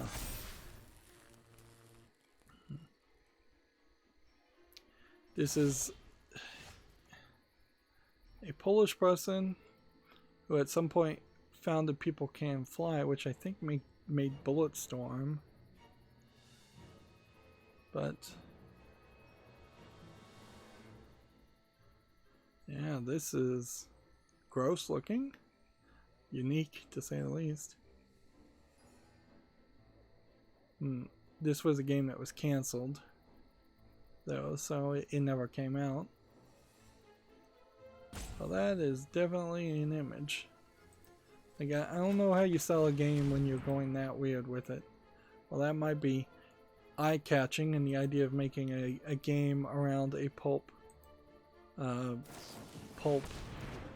comic is somewhat interesting. This kind of looks like just a generic game. Maybe an Alone in the Dark type clone would be the best example of it.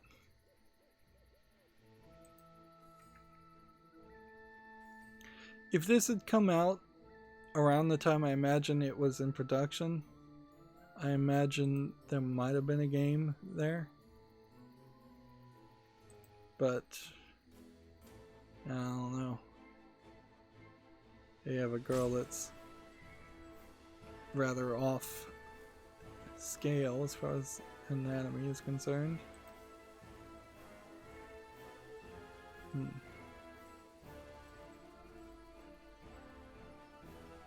he just lit a cigarette while holding the girl and dangerously close to burning the girl.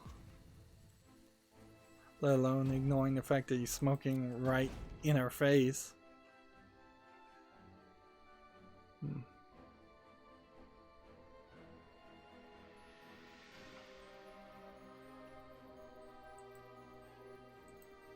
Well, yeah, that looked like a internal demo of a game. Way more of an internal demo of a game than what I had seen in the first half of Valley. But also I could see why a game like that would feel rather derivative and just not really doing anything.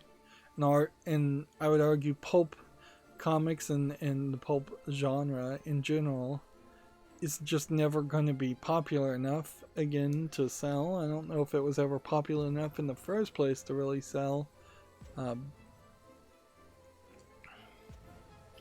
So, yeah, it really is not something you can do anything with. It's kind of like the Sin City movies, where that Sin City comic book seemed like it was fairly popular enough to be a successful comic book, but them trying to turn that into a movie once or twice really was a failure. And I think a lot of that was the artsy nature in which they were trying to depict it and make it feel like a comic book, when they really should have just taken the general story and made it an average movie that would have a lot more appeal to replay on cable.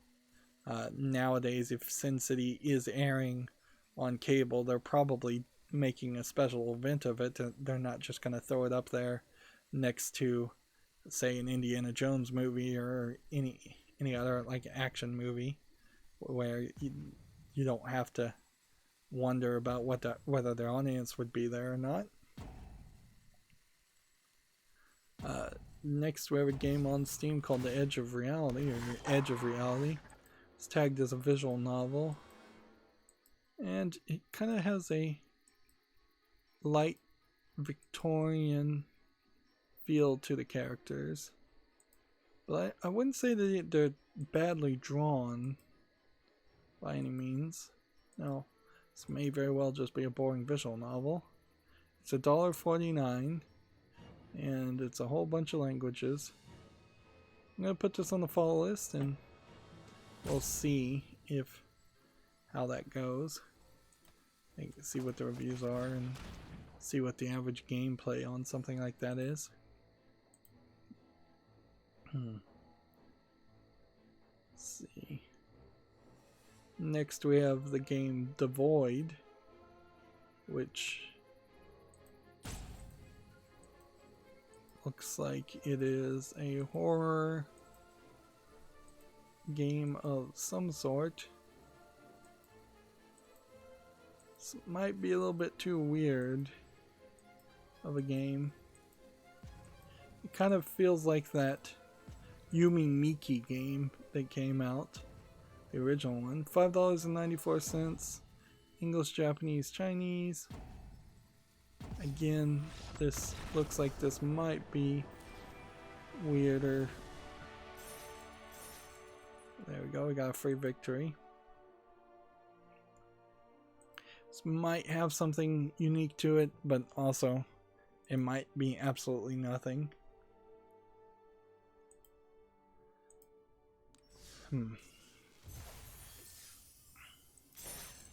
Wow, we're getting victories quick and early. I was noticing that yesterday when I was playing too, is that we were getting fairly large amounts of discount connects and easy victories, and that's when I started playing ranked and started going up the ranked ladder. But I'm not sure we really have enough time to potentially try to get above platinum, if we can make it even to platinum. Let's see. Next we have a game on Steam called Jiangshi Daioshi X Daioshi. It's tagged as a visual novel. Kind of feels like more of a 90s anime style, or at least early 2000s. It's free to play, which is weird. And then there's a DLC that's not available, apparently, and it's English and Japanese. It would be weird, certainly, to have a visual novel that's free, because I can kind of just say go check it out and see what it is.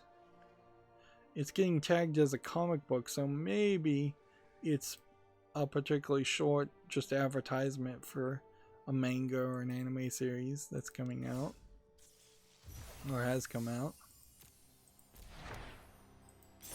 We're gonna just keep on riding this victory train. TechRaptor has an article. A $900+ Ada Wong Resident Evil statue has been revealed by Darkside Collectibles, which for $900 plus, I would say these images look pretty bad. This head seems to be off scale, smaller than a human body should be. Yeah, if you were to roll your head onto your shoulder, your ear should probably hit the very edge of your shoulder. This one looks so small that it's going to hit halfway through her shoulder.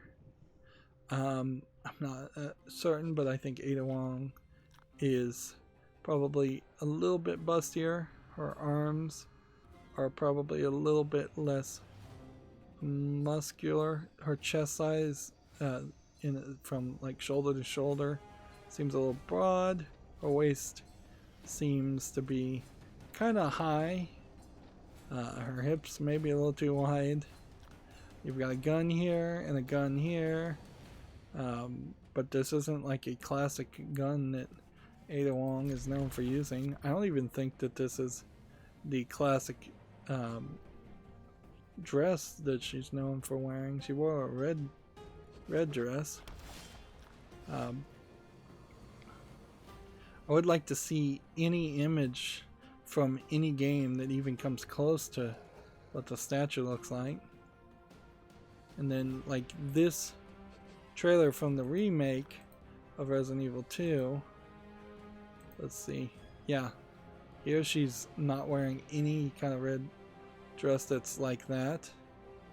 Yeah, look at this. Her hip is wider. Her butt is smaller. Her shoulder is smaller. Her legs are more slender. Her head is the right portion. Like they've got a lot of things off based on these images, and that's really all I could get around to that. And then of course there is just the obvious and utter ridiculousness of spending $900+ on any kind of statue. Like, I have some figures, sometimes referred to as Figma in Japan, and I got them fairly cheap because I bought them from a bookstore that was apparently somebody was ordering them and didn't know what they were, or what, I don't know, but it was getting priced like at $15, maybe $20. I don't think I paid more than $30 for any one figure, which at the time that may have been slightly more expensive than an action figure, but in comparison to the prices of the same figures in Japan, they would have been $70, $80 figures, because Figma and figures are just incredibly expensive. It is not a poor man's game, but if you can get a decent deal, because of that, there wasn't really any choice or selection, so I literally don't think I could name any of the characters that I own. I don't recognize them from any anime at all. Some of them may have their names mentioned. One of them represents a OS X, so it represents like Windows XP. But that's about it. Another one kind of looks like Lum, so it might be Lum. And then a couple others could easily be from standard anime things, but they're definitely pretty enough to decorate a bookshelf. Particularly decorate my anime DVD shelves as just kind of in pieces. But yeah, I would definitely not go out of my way to buy any more or any specific ones. But if there was one that was $20-$30, I'd consider it. But it would also be a frivolous thing. Yeah, when it comes to me and bookshelves in general, though, there is this kind of consistent issue of anything I buy that is first and foremost going to end up on a bookshelf before I do anything else with it probably means I will never do anything with it. And that's a waste of money and not something that I really need to do.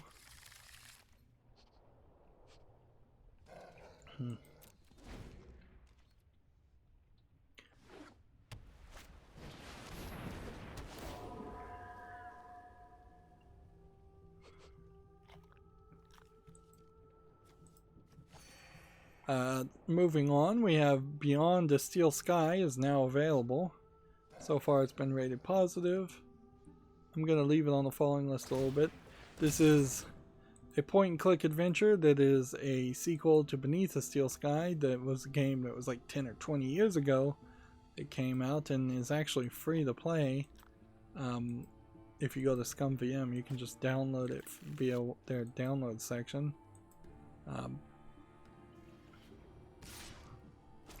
You probably don't have to play the first game to know to play this. $24.49 is kind of a high price, but there's a lot of relevancy here too. English full audio and a whole bunch of other languages.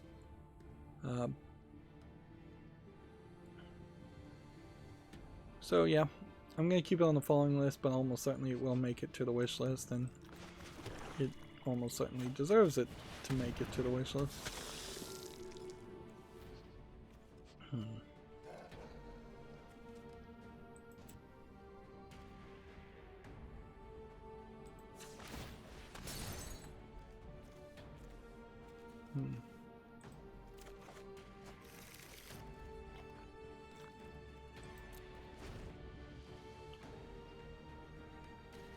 Let's keep on moving with the news. I want to wrap up all this. Here we have a game called Fun Time, which looks like it's a neon based game that's like asteroids with maybe several other gameplay mechanics. 2 little arcade games for $11.24. At the very least, for that price, they're offering you more than one very simplistic arcade game. It seems like they're offering you 2 or 3, but that still is way too expensive. And since it's all just neon polygons, definitely doesn't feel like it's much of an offer, at least visually. Let's see what we want to block.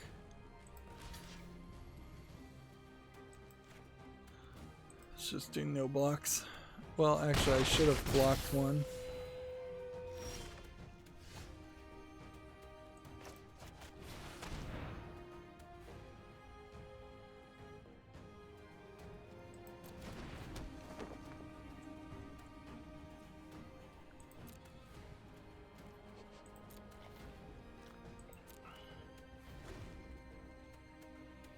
Let's see.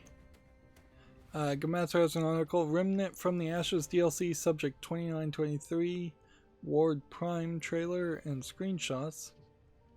I don't remember a game called Remnant from the Ashes. Is this like that horror game that you pick different classes, and this might be that game. That game really deserved a lot more hype. And that's something that definitely doesn't happen very often, is that I'll say or feel that a game deserved more hype and more attention. But there definitely was kind of this fantasy western game that I think is Remnant from the Ashes that was only talked about for about a week, and honestly people should have been playing it for about a month. Should have been something akin to like a Borderlands 1. Which Borderlands 3 did come out on their Twitter and said there will be no hot fixes this week because they're working on patches. Which is to say, there's no patch this week because we're working on patches. But I can't say that I ultimately hate that idea too much. Let's see.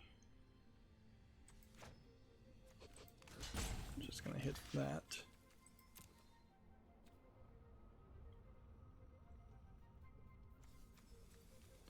And then I'm gonna activate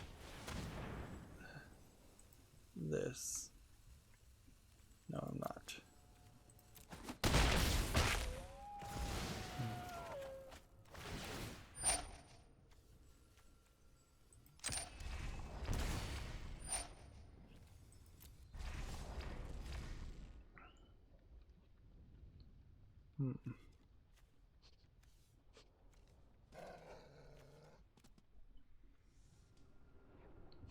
So I've got 8. Can I win with 8 health? Not unless I can get a flying creature on the ground. That's what this is really going to boil down to. Can I get something flying on the field in this one turn? And if I can't do it, I'm doomed.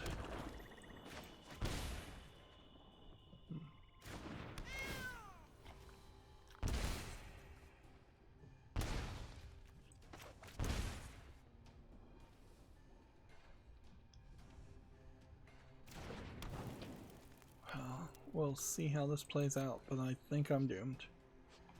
Next we have a game on Steam called Killer Dog, which seems to be a very old school, like Windows 95 looking game, where you play as a dog, running around being a killer, I guess. $2.39 English and Russian. Looks pretty low effort, pretty bad quality.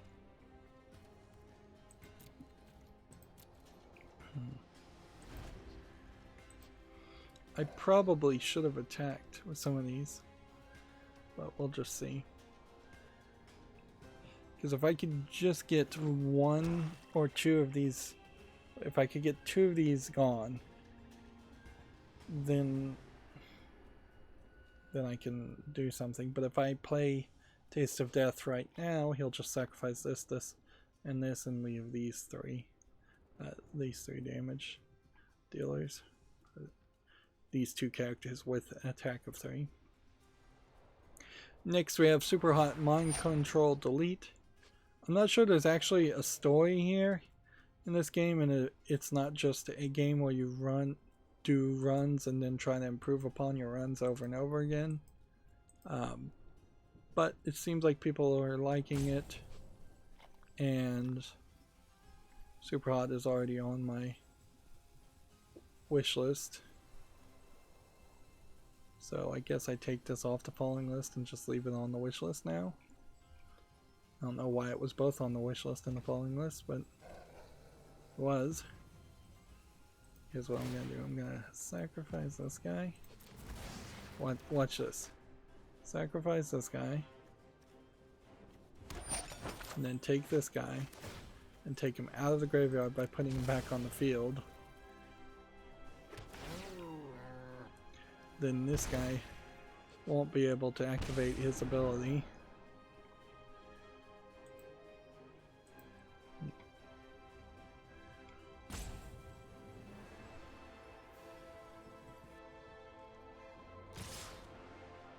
Okay. Think we've got it. Let's do this here. Here and here. And we'll see if he's got something.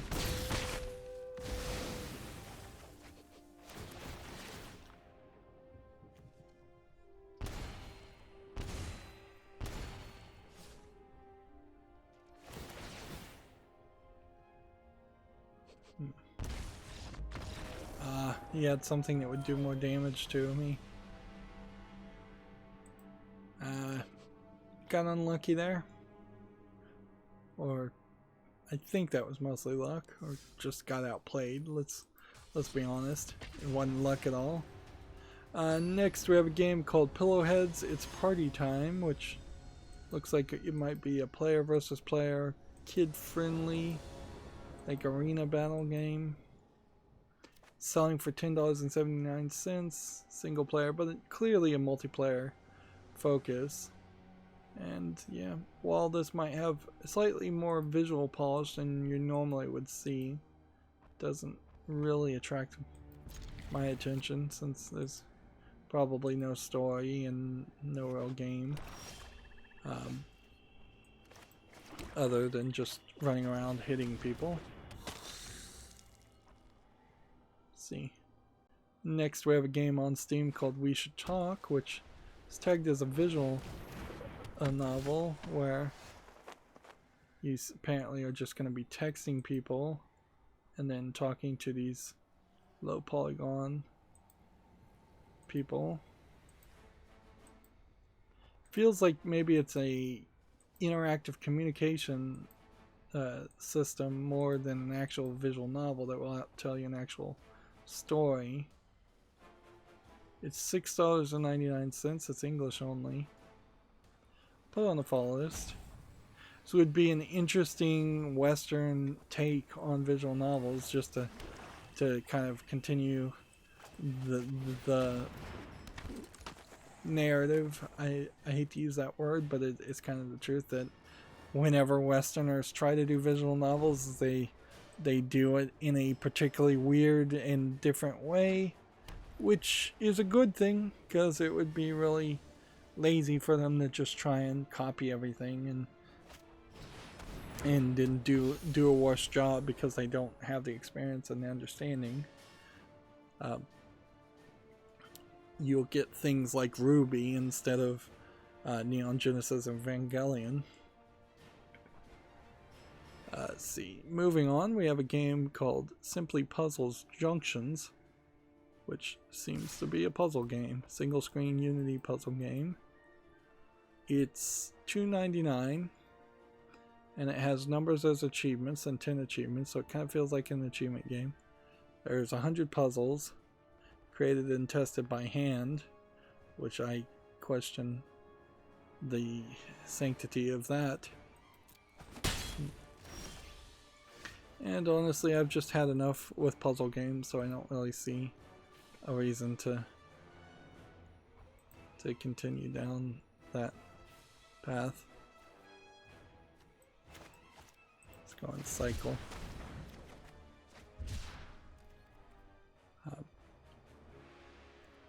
I guess you attack here, since you have Death Touch and Lifelink.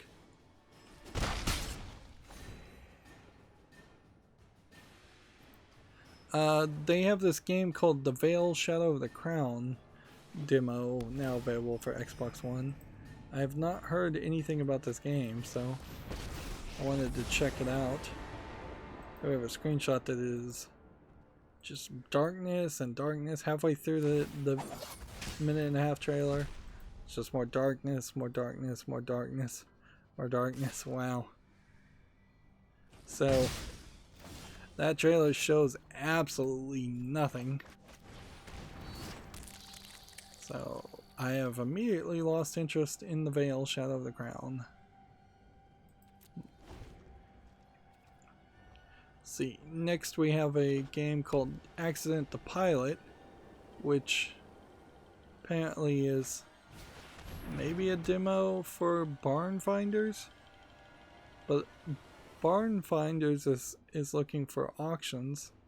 So why is this a demo for that? Maybe it isn't. Maybe it's just... No, it's a demo for Accident. Interesting. So there's a demo, and then there's an advertisement for a different game, then there's a notification of the game. This idea isn't a terrible idea, to play as a paramedic and maybe play through a sequence instead of playing as a paramedic just doing random things and coming upon accidents. I could see this idea, particularly if you were in like some kind of time loop and you're a paramedic and you go through the scenario once and you try to save one person and triage one person, and then that turns into a revelation, or you fail miserably and that person dies, and then you go through another time loop, and you have to you then decide to try and save somebody different. That would be interesting. But you would have to put a lot of complications and a lot of tricks to it. The 999 game I played, the first of the nonary games, kind of played that way, but then it was just way too much visual novel and way too much text. Whereas this looks like there would be at least some quick time events to do. But this could also be fairly low effort stuff.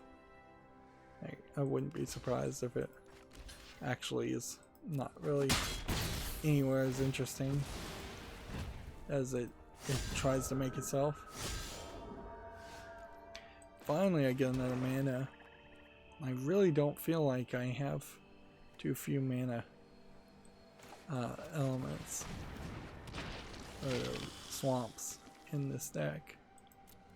But every now and then you'll run into a game where you just don't have enough. Maybe I should have mulliganed. Next we have a game on Steam called Incident Commander, which that sounds like a military level or term, and from the looks of this looks like it's just kind of a city builder strategy game, and it kind of looks asset flippy. It's $14.99, English full audio, third party EULA. Why is this on the follow list in the first place? Well, I guess it's because it's mostly positive, and I must have seen this before. You control the first responding teams who can stop the growing threat. So it's like controlling disasters and sending out teams for fires and paramedic emergencies and things like that. Which there's several games like that very well may not be reasonable to play anymore, just in the current political world that we're living in. Let's see. Let's block with that. Next we have a game called Golf Pool VR, which seems to be a mixture of playing golf and playing pool, but really looks like it's just a bunch of asset flips, random asset flips in a cyberpunk city and on the moon and in Antarctica.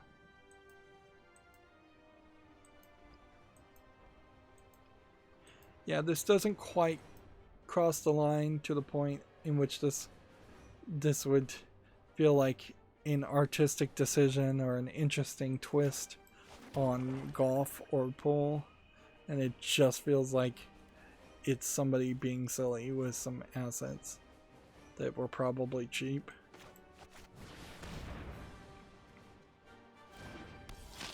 So I'm not gonna bother to put that on the following list. Let's see, next we have a game called The Falling Tower, which looks kind of like a Game Boy box puzzle pushing game.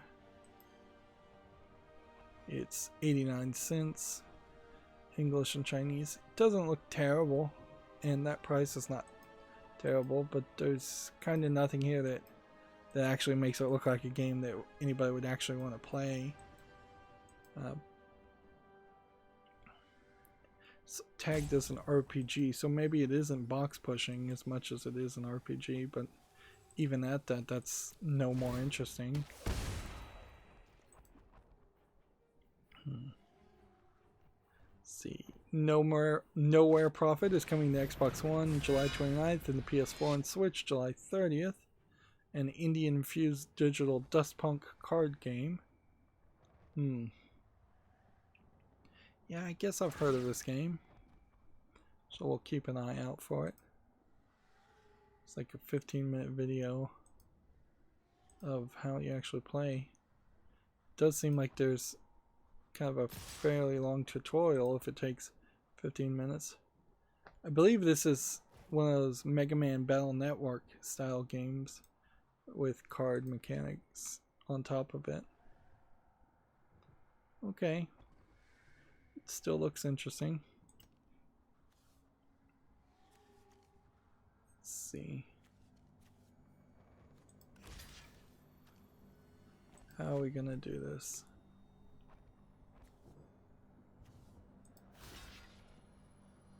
Here? Or here and here?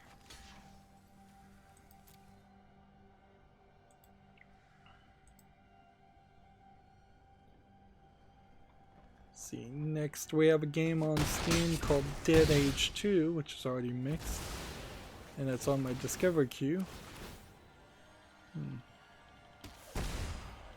It doesn't look particularly interesting. It looks like it's kind of a mobile game with 3D graphics tapped onto it.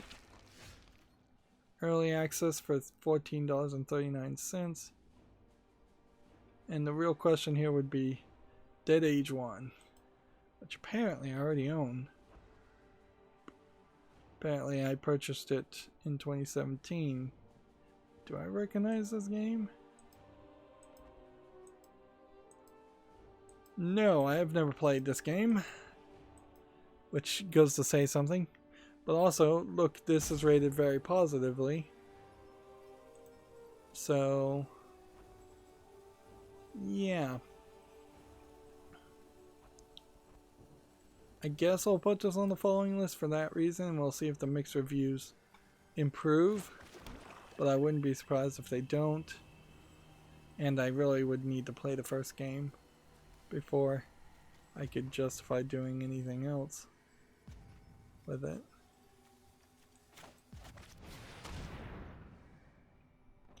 I'm doomed to lose. I should just concede. There's no point in wasting time.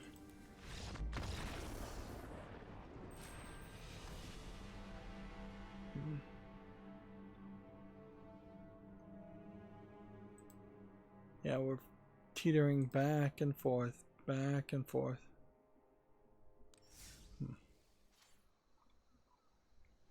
As far as the rankings go,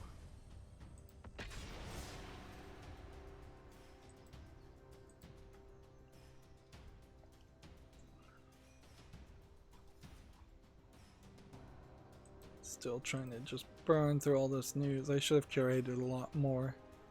Like this game, Block Breaker Ninja, a cheap Arkanoid clone, which we haven't seen a cheap Arkanoid clone in a while.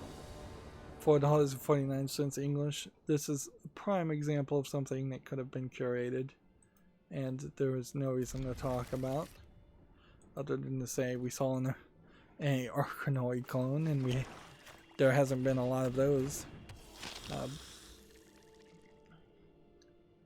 TechRaptor has an article here. A full motion video thriller game called Gamer Girl launches this September, and it seems to me from all the screenshots that this is going to be centering a story very much around a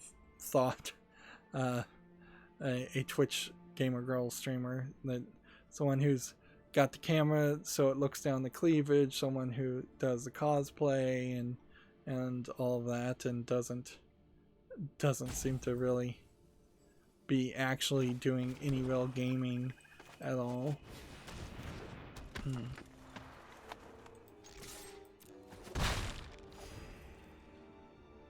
Yeah, but there's really no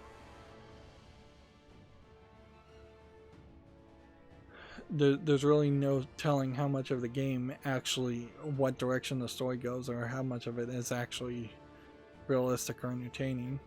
It seems like the majority of the game you're playing as like a moderator for her chat, and so you're just acting as a chat moderator, which is probably going to be a pretty boring experience.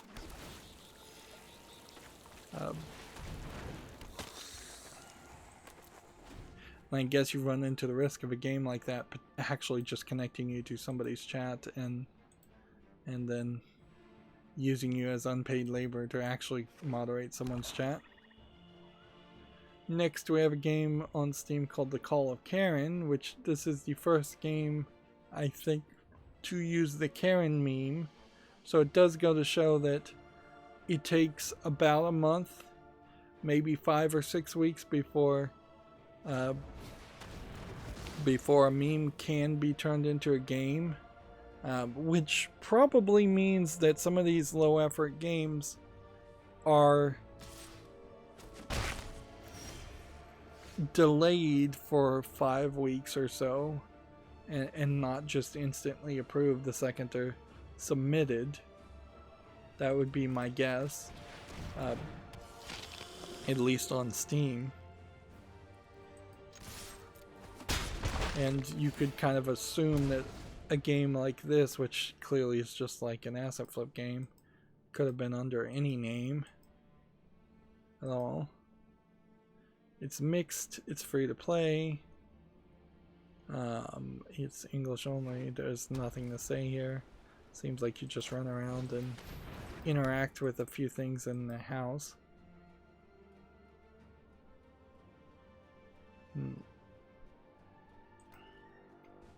This may not even have anything to actually do with the Karen meme, and it may just be a coincidence. That might be the case, actually.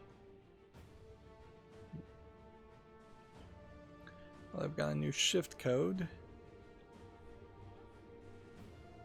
But Gearbox official tweeted out, "There will be no Borderlands 3 hotfixes this week as we focus on efforts for the upcoming patch. More info to come." Okay. No patch because we're working on a patch.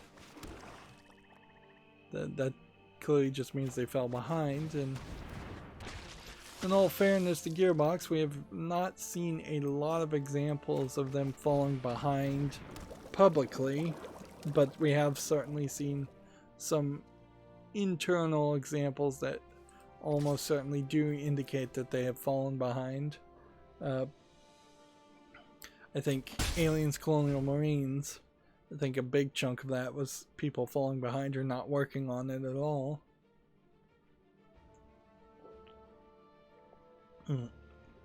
They do have a fairly good policy of not announcing dates until they're really ready to launch games, and they really haven't launched too many games anyway, so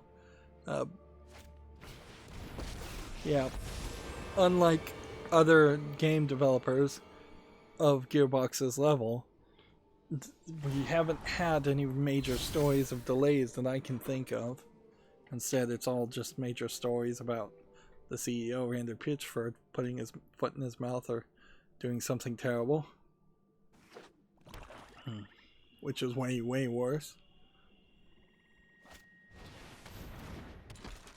We already talked about that.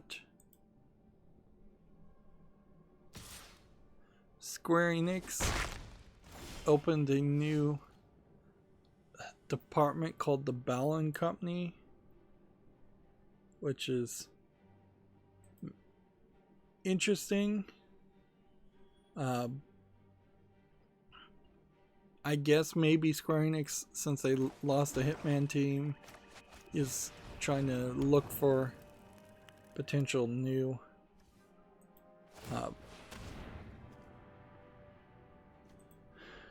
new companies that could make them more games, because I guess Square Enix still does want to be in the video game business, even if nobody wants to do as much business with them.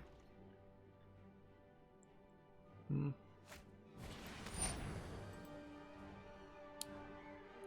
see. Next we have a game called My Unreal Pet, which looks like a VR game where maybe you have a pet in an Unreal Engine asset flip apartment. It really doesn't look like there's enough polish here. It doesn't look like there's enough yard here for a dog that big. Yeah, And having to feed and pick up the poo of a virtual dog is not really what you want to do with a virtual dog. You kind of want to leave those aspects, those negative aspects alone. And even in VR, having a dog and not being able to feel his warmth, his fur, him being able to interact with you and actually act like a dog is kind of ridiculous. Here I'm seeing a video where he's trying to pet the guy and his hand is just clipping through him. He's trying to punch the dog, and eventually that convinced the dog to start attacking him. So animal cruelty in the trailer. $8.99 English only. This is not polished. Not what you'd want in a pet simulator. And it seemed to have been only a dog, so I don't know why it's called My Unreal Pet when it should have been My Unreal Dog.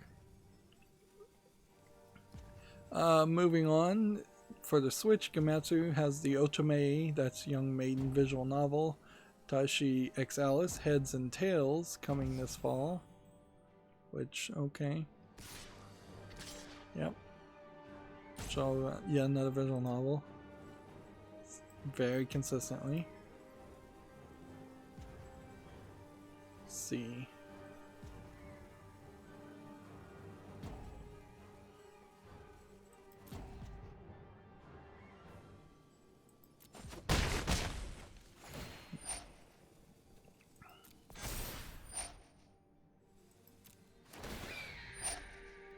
This isn't gonna work for me. I'm gonna lose.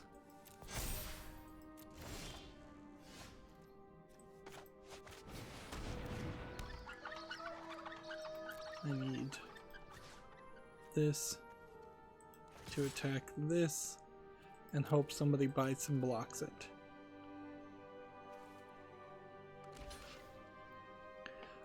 Two hours ago, Minecraft announced that on July 31st they're going to premiere an all-new YouTube series, How We Make Minecraft, a step-by-step guide to ripping us off. Subscribe to their channel. So I guess I'll subscribe to their channel, but yeah, it's going to be kind of weird whether they're talking about how did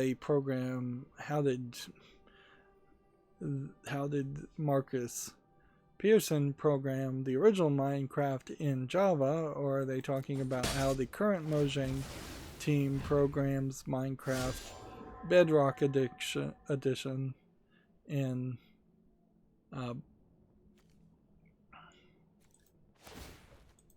the C++ or whatever language Bedrock Edition is actually programmed into, because those are fairly different things. Let's see. Moving on, Gamatsu has an article, a game called Moon for the Switch has an English teaser website launched in its first screenshot. It seems like it might be some kind of RPG, but there's just like one screenshot, so this is really premature hyping of a game. And even Moon is too generic of a name. Next we have a game called The Haunted Exome Theater. I don't know what Exome means. Again, I could be saying something very dirty. It looks like a low effort horror RPG maker game. It's 59 cents, English only. Definitely nothing there that interests me.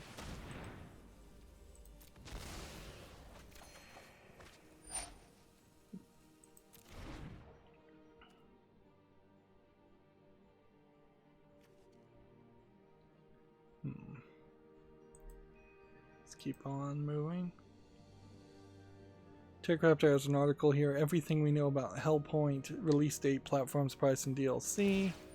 Seems weird to put an article out just talking about a game and hyping it up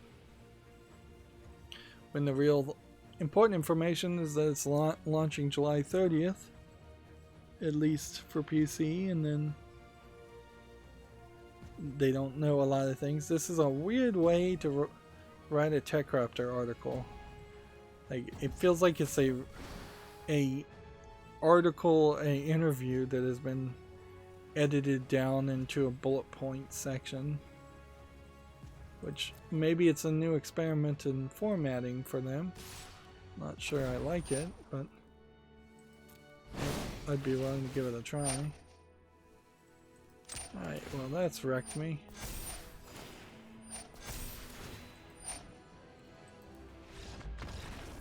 Just take those defeats early.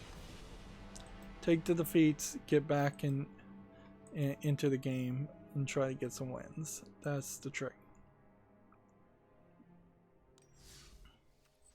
I am contemplating just always playing standard instead of not playing standard, because unlike Hearthstone, there doesn't seem like there's a major difference on your odds of winning, whether you're playing ranked or not ranked.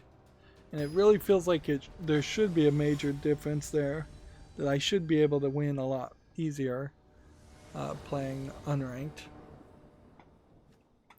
Let's go ahead and mulligan and make sure we start with 3 mana each time. I think that's the right move. Gamatsu has an article here. The Kanondagwa Jet Girls launches August 25th in the West, a jet racing game with gun shooting. It is kind of an Japanese anime lewd take on Mario Kart Double Dash, I think, more than anything. But oddly, since it is coming to PC, it's possibly going to be something that actually could replace the desire to play Mario Kart games, which there are no Mario Kart games on PC, and there aren't anything really that really competes by it. There's a couple of Garfield racing games, but none of them are particularly good. Gamma Sutra has an article here. Paradox has acquired the Surviving the Aftermath developer Iceflake Studios, which I don't recognize a game called Surviving the Aftermath, but alright.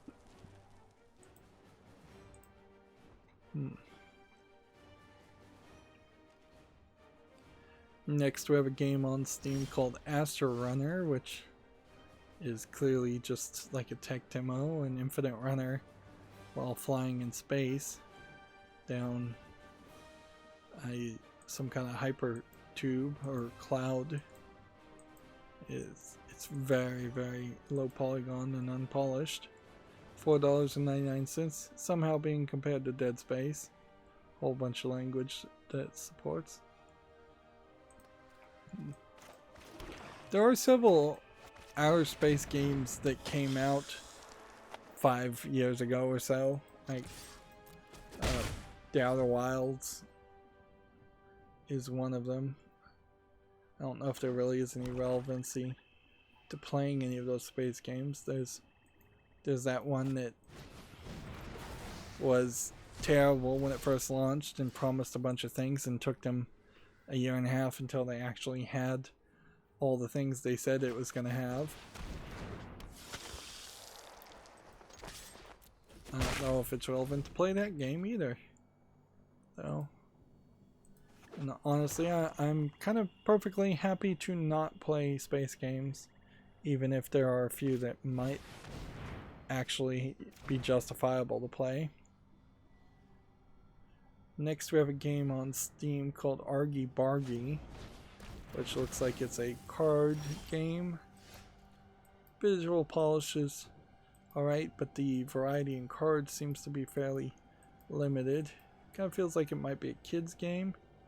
It's $5.99 and it's single player, but it's obviously going to have an online player versus player focus, and it has in-app purchases, and it's English and Russian, and that's just one too many red flags to actually catch my attention.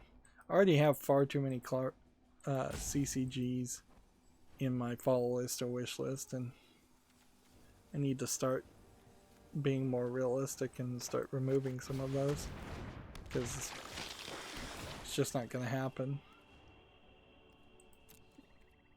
Like, I'm not going to cover that many card games. Gamatsu has a first details for a game called QV for the Switch, which is apparently an action-adventure game. So it's QV, very stylized. And no telling what kind of game it is. Kind of looks like it might be just an action-adventure platforming game. Maybe more about walking around and solving puzzles than anything else. A little bit of portal technology in it. I think we've actually seen some of this before. And since this is kind of a simplistic puzzle game, I can see the desire to throw in an anime girl and catch people's attention that way. And then throw in a weird penguin, catch people's attention that way. And here we have like a dark version of that girl. And this is just a really beef trailer. Yeah, that's what she's going to look like for real in the game, so. Yeah, this feels very much like a cell phone game, more than anything. But it's coming to a Switch. There is definitely a danger in more and more low effort games that would have been on a cell phone ending up on the Switch. Next we have a game called Tri-6 Infinite, which looks like it's kind of an infinite runner where you sometimes can get some air. Doesn't look very polished, nor does it look very fast.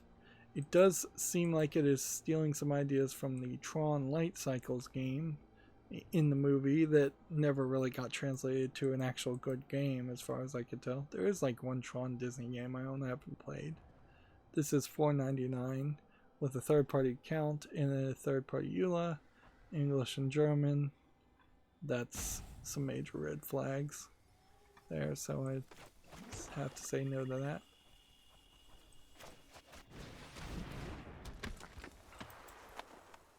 Let's go ahead and attack first, and then draw a card.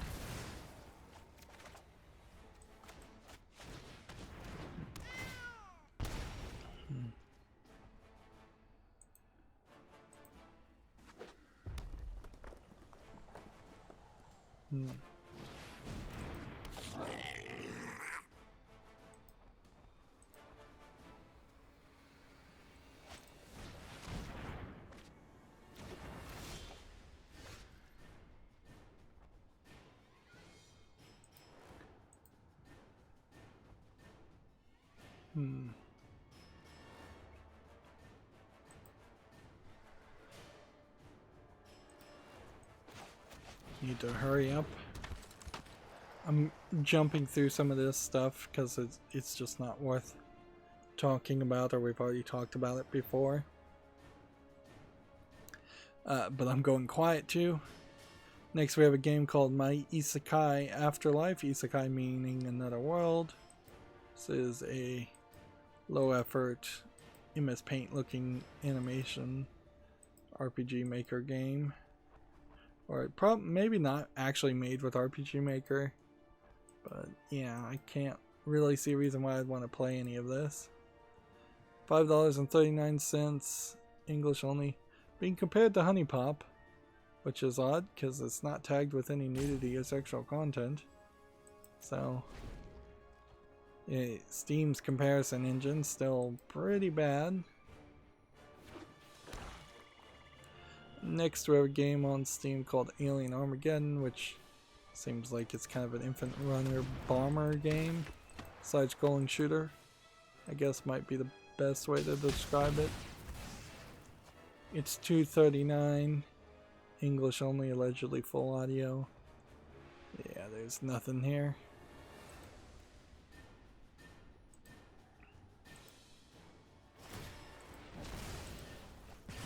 And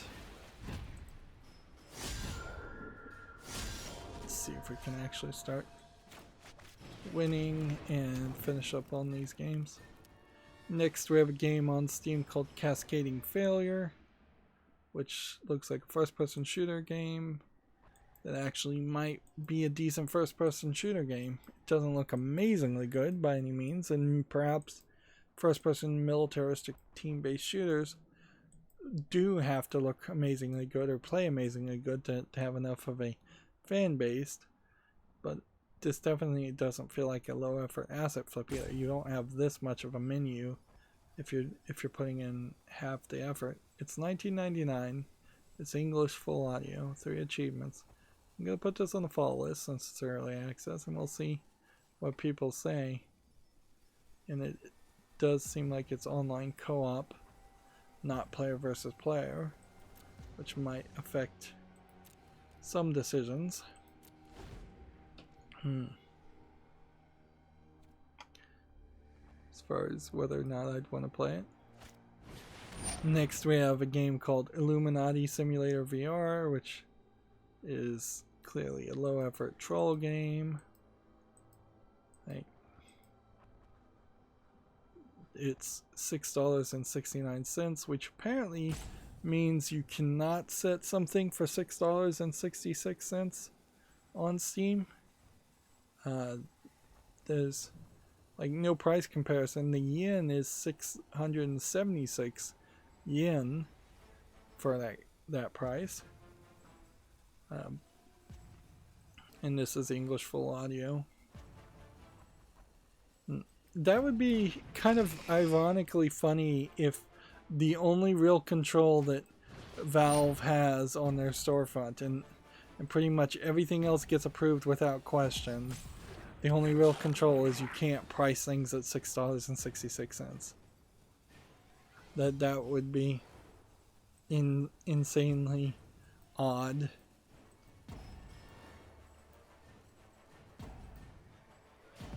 Here we have yet another one of these low effort games with just anime girls dancing around. Although this one's set in a gallery with anime pictures in the background also. It does seem like there's enough images here, unless they're being repeated, to make it questionable that these are actually licensed images. But they are basically doing the exact same like dance animations that we've seen been pre-bought and asset flipped over and over again. So there's $3.74. Apparently there's an adult version of this. It's English, allegedly full audio with 1 achievement, so that pretty much tells me that it is an achievement game. I imagine you get the achievement very quickly.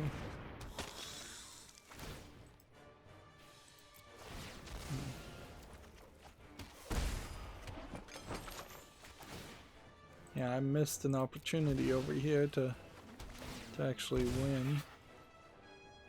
Well, do less, do more damage. I guess I could do more of that too. Well, the adult version is literally showing 3D models completely naked. Like, it's not the anime style, but it's also not real world people.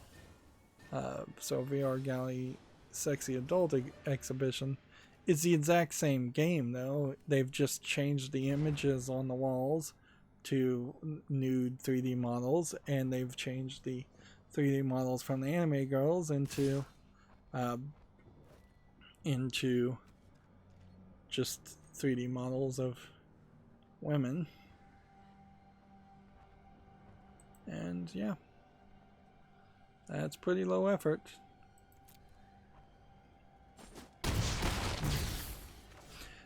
I would argue there is also sometimes this implication that fans of anime girls are by default always not fans of a more real-world model and images.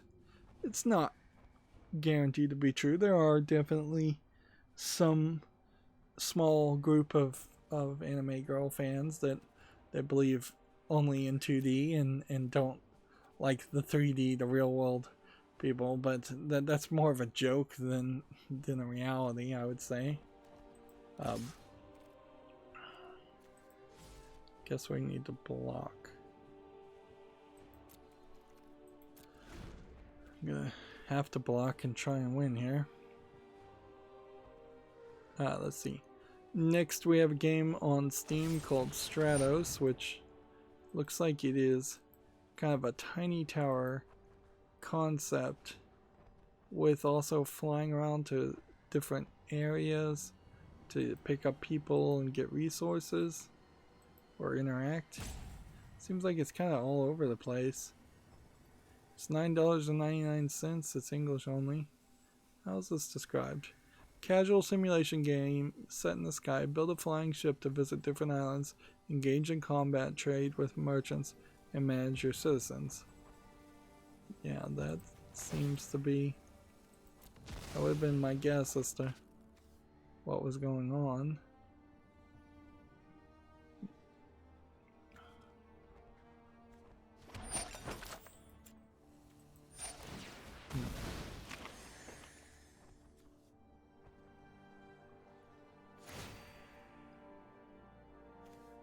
So that'll do 3 damage to him. So how do I do 5 more damage? Next we have a game on Steam called Death Come True, which is rated mostly positive. This is from the creator of the Danganronpa series. So it's kind of weird that the Danganronpa series are being removed from NIS America. So there's some weirdness there. This is a full motion video game. It is going to be probably a little janky and probably a little weird. It's $15.99, which is probably a little expensive. Typical in cult hit Japanese games. Games that, in this case, this game could be a cult hit. So this just needs to stay on the following list, and we'll just have to see what happens. And I've just lost. But yeah. The game right now is at 70%, which I guess is mostly positive. But I wouldn't be surprised if it's fairly short and fairly generic. And I've fallen all the way down to the bottom of gold tier 1. How much time do we have until the month ends?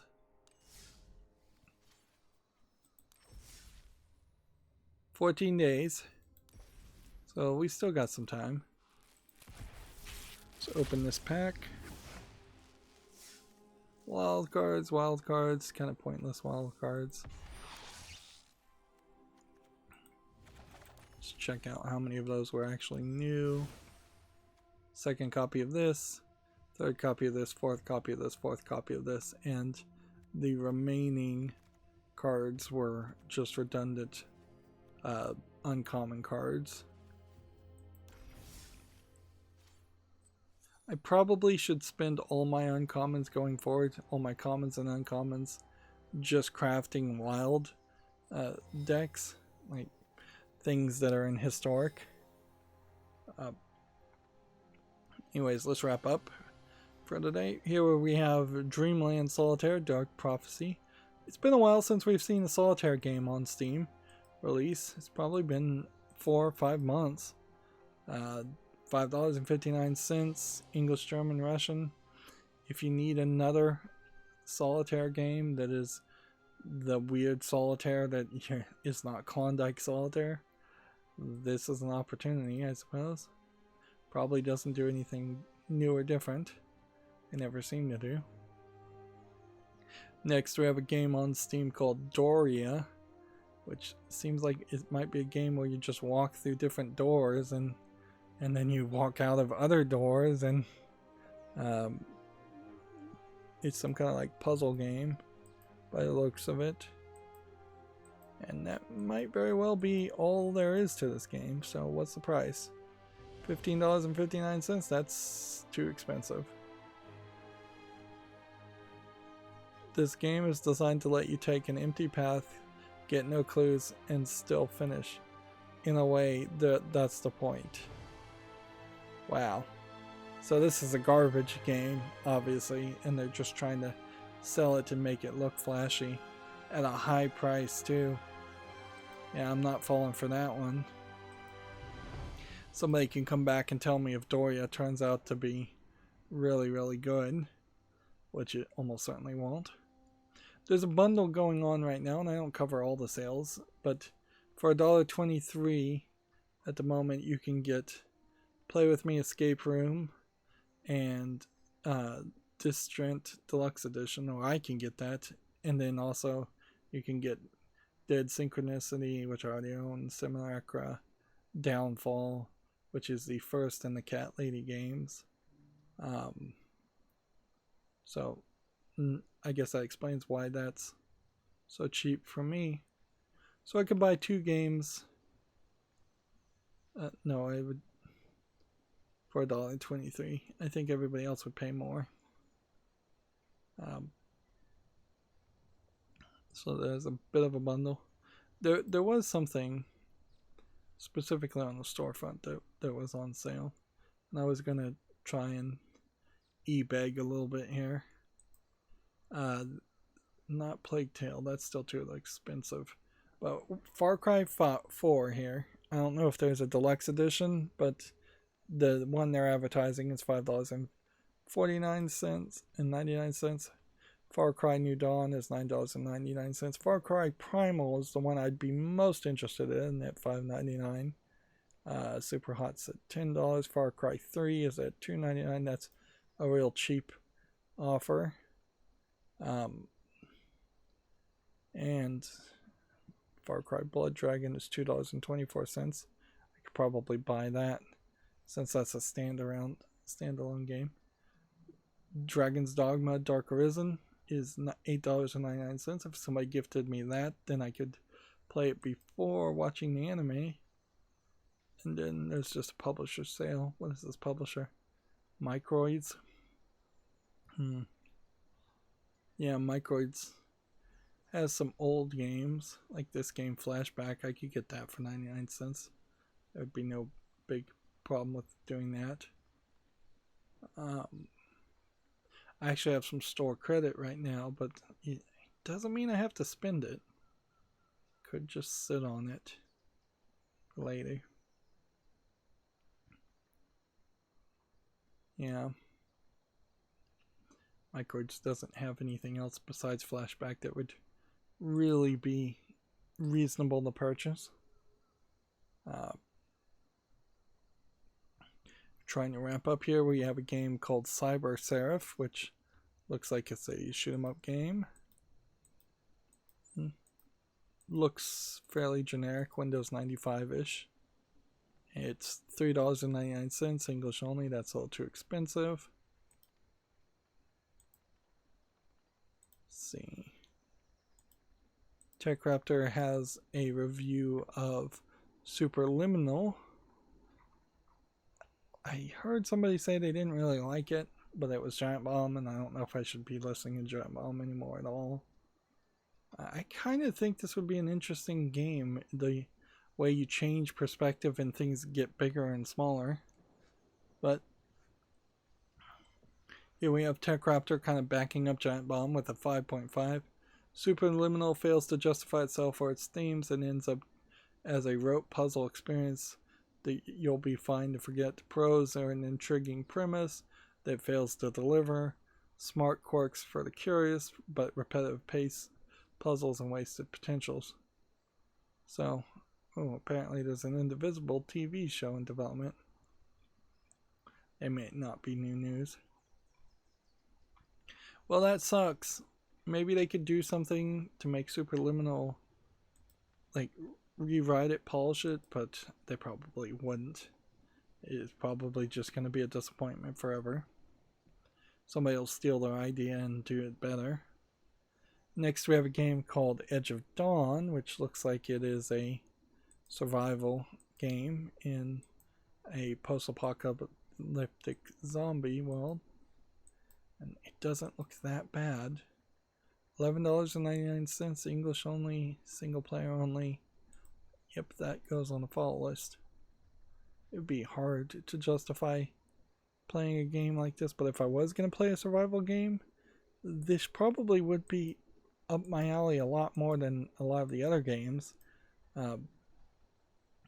because it actually has kind of a horror element to it, and because it is just kind of a standard, well, I'm seeing dragons and monsters now, so it doesn't seem like it's zombies, but dragons and monsters work just as well as zombies.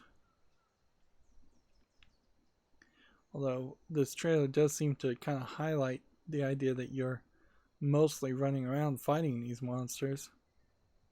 But that might work too. Like a survival game that's half an action game. Yeah.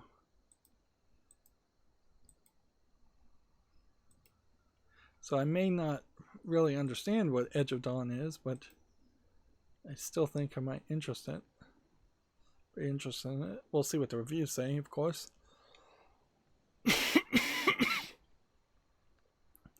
TechRaptor has an article. Ubisoft reveals the first Prince of Persia: The Dagger of Time screenshots, which I assume this is the movie, but I guess I'm wrong about that. No, there wouldn't be another movie in development, would there? It's an upcoming arcade VR escape room, is what it is. Okay. I feel like they probably rushed out the screenshots just to change the news cycle about all of the hashtag MeToo stuff that happened on Ubisoft, which I guess I can happily say there has been no new news with any of that. They've kind of fallen quiet there. So either internal investigations are going to go one way or the other, or nobody has any new accusations to make, because it feels like since there has been basically no other things to talk about, feels like the mainstream video game journalism would be banging on about Ubisoft still, regardless of whether any new news was to be reported otherwise. So they've kind of killed the story, which might, if you were going to put on a tinfoil hat, might be an indicator that the stories didn't pan out quite as accurate as they first seemed. But that would really be a stretch to believe that or even suspect that at this point.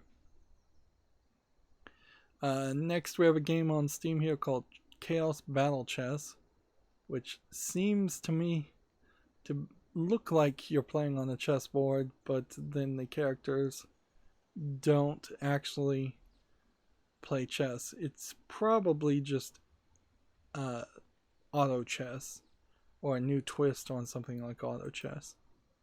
So this is early access, free to play, but then it's going to have in-app purchases, and it's single player and online PvP, and I imagine it's going to have a heavy focus on online PvP. And I don't really see anything here that would interest me. This isn't the kind of game I'd want to play. And if it was the kind of game I would want to play, I'd want to play it on a cell phone as a free-to-play game, not on a PC. Let's see, that brings me to the Humble Bundle store, which almost certainly there are no new bundles. There's a Pathfinder Books bundle. That's, I think, not even new.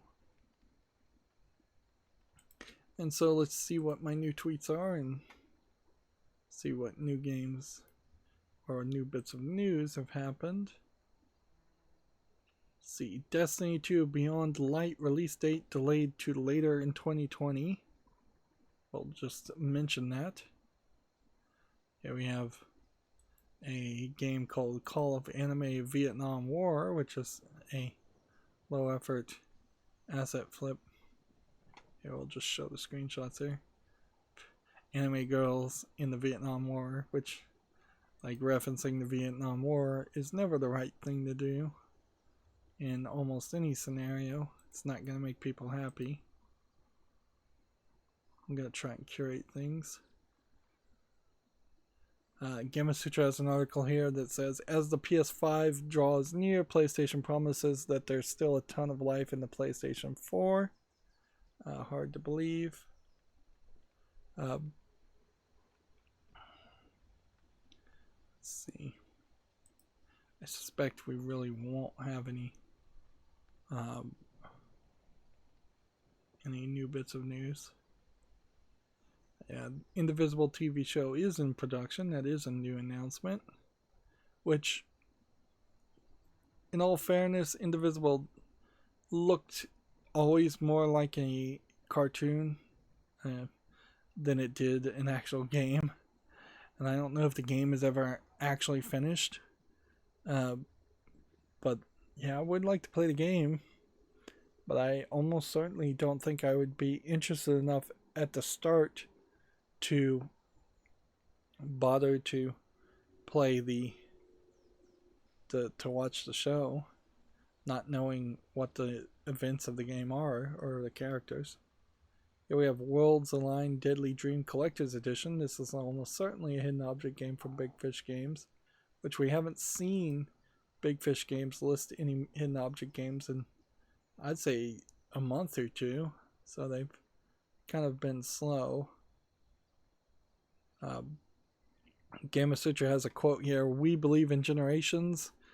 PlayStation argues cross-gen games risk stifling innovation." Not really. I couldn't agree with that at all. Because if somebody wants to innovate, then that game developer will innovate, and then they will not have a cross-generation version of the game. They'll only have the PlayStation 5 game, not a PlayStation 4 game.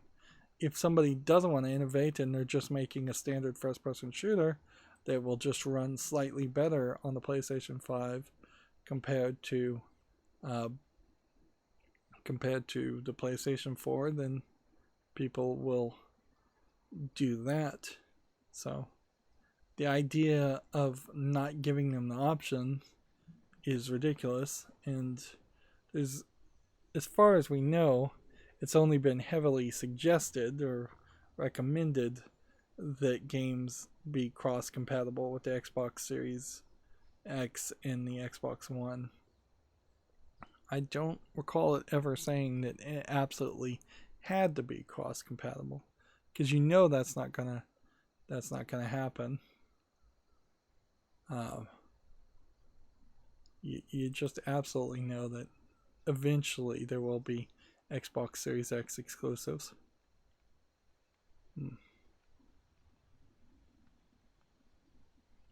There was a presentation that I mentioned at the beginning of the stream, and apparently all they really showed was this new controller and didn't reveal any new information at all. At least that's what this reporter I follow says. Which, okay. That seems like that was kind of a waste of a reason to have a presentation. Apparently, TechRaptor has an article here that says Ghost of Tsushima's load times were so fast, devs slowed them down. I have heard that Ghost of Tsushima is very good about checkpointing you and reloading you when you die. Which I imagine is a game that really probably is built around the idea that you would die quite a lot. So here's a comparison, I guess, to what is the DualShock 2 controller or the PlayStation 4 controller compared to the PlayStation 5. So even at that, you can see it is longer. and wider.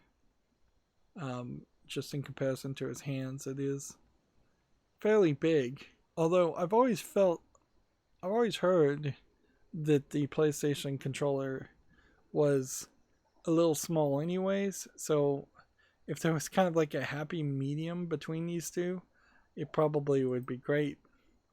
That being said, the happy medium between those two is almost certainly an Xbox One controller, which that would be really crazy, is if the PlayStation 5 came out and it just had support for the Xbox One controller, and vice versa. That would be really cool. That would probably be something more that Microsoft would do, though.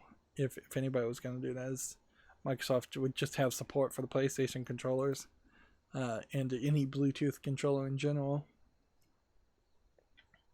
Alright, well, that's going to be it for this stream. Pretty much, we've gone 3 hours. I'll have to play off screen to get at least 3 more victories. We need to play a draft on Monday and hope we can get 200 more gems, and then we'll open up this mastery set. I don't think ends anytime soon, so yeah, we're still working on that. Yeah, it doesn't really feel like though spending the 3,400 gems, even if you had all the cards and you opened all those extra packs that you'll get, like, it still doesn't feel like that would actually give you back 3,400 gems. So yeah, it mostly is for cosmetics that you go with the mastery set, or for card packs that probably you don't even need. Anyways, that's going to be it for this recording. As always, I ask you to like, share, subscribe, comment, and watch every second of my videos. If you want a friend or follow me on any social media sites, there's a whole bunch of links down below in the description box.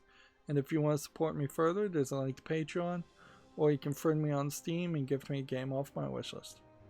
Thank you for watching. Have a good evening.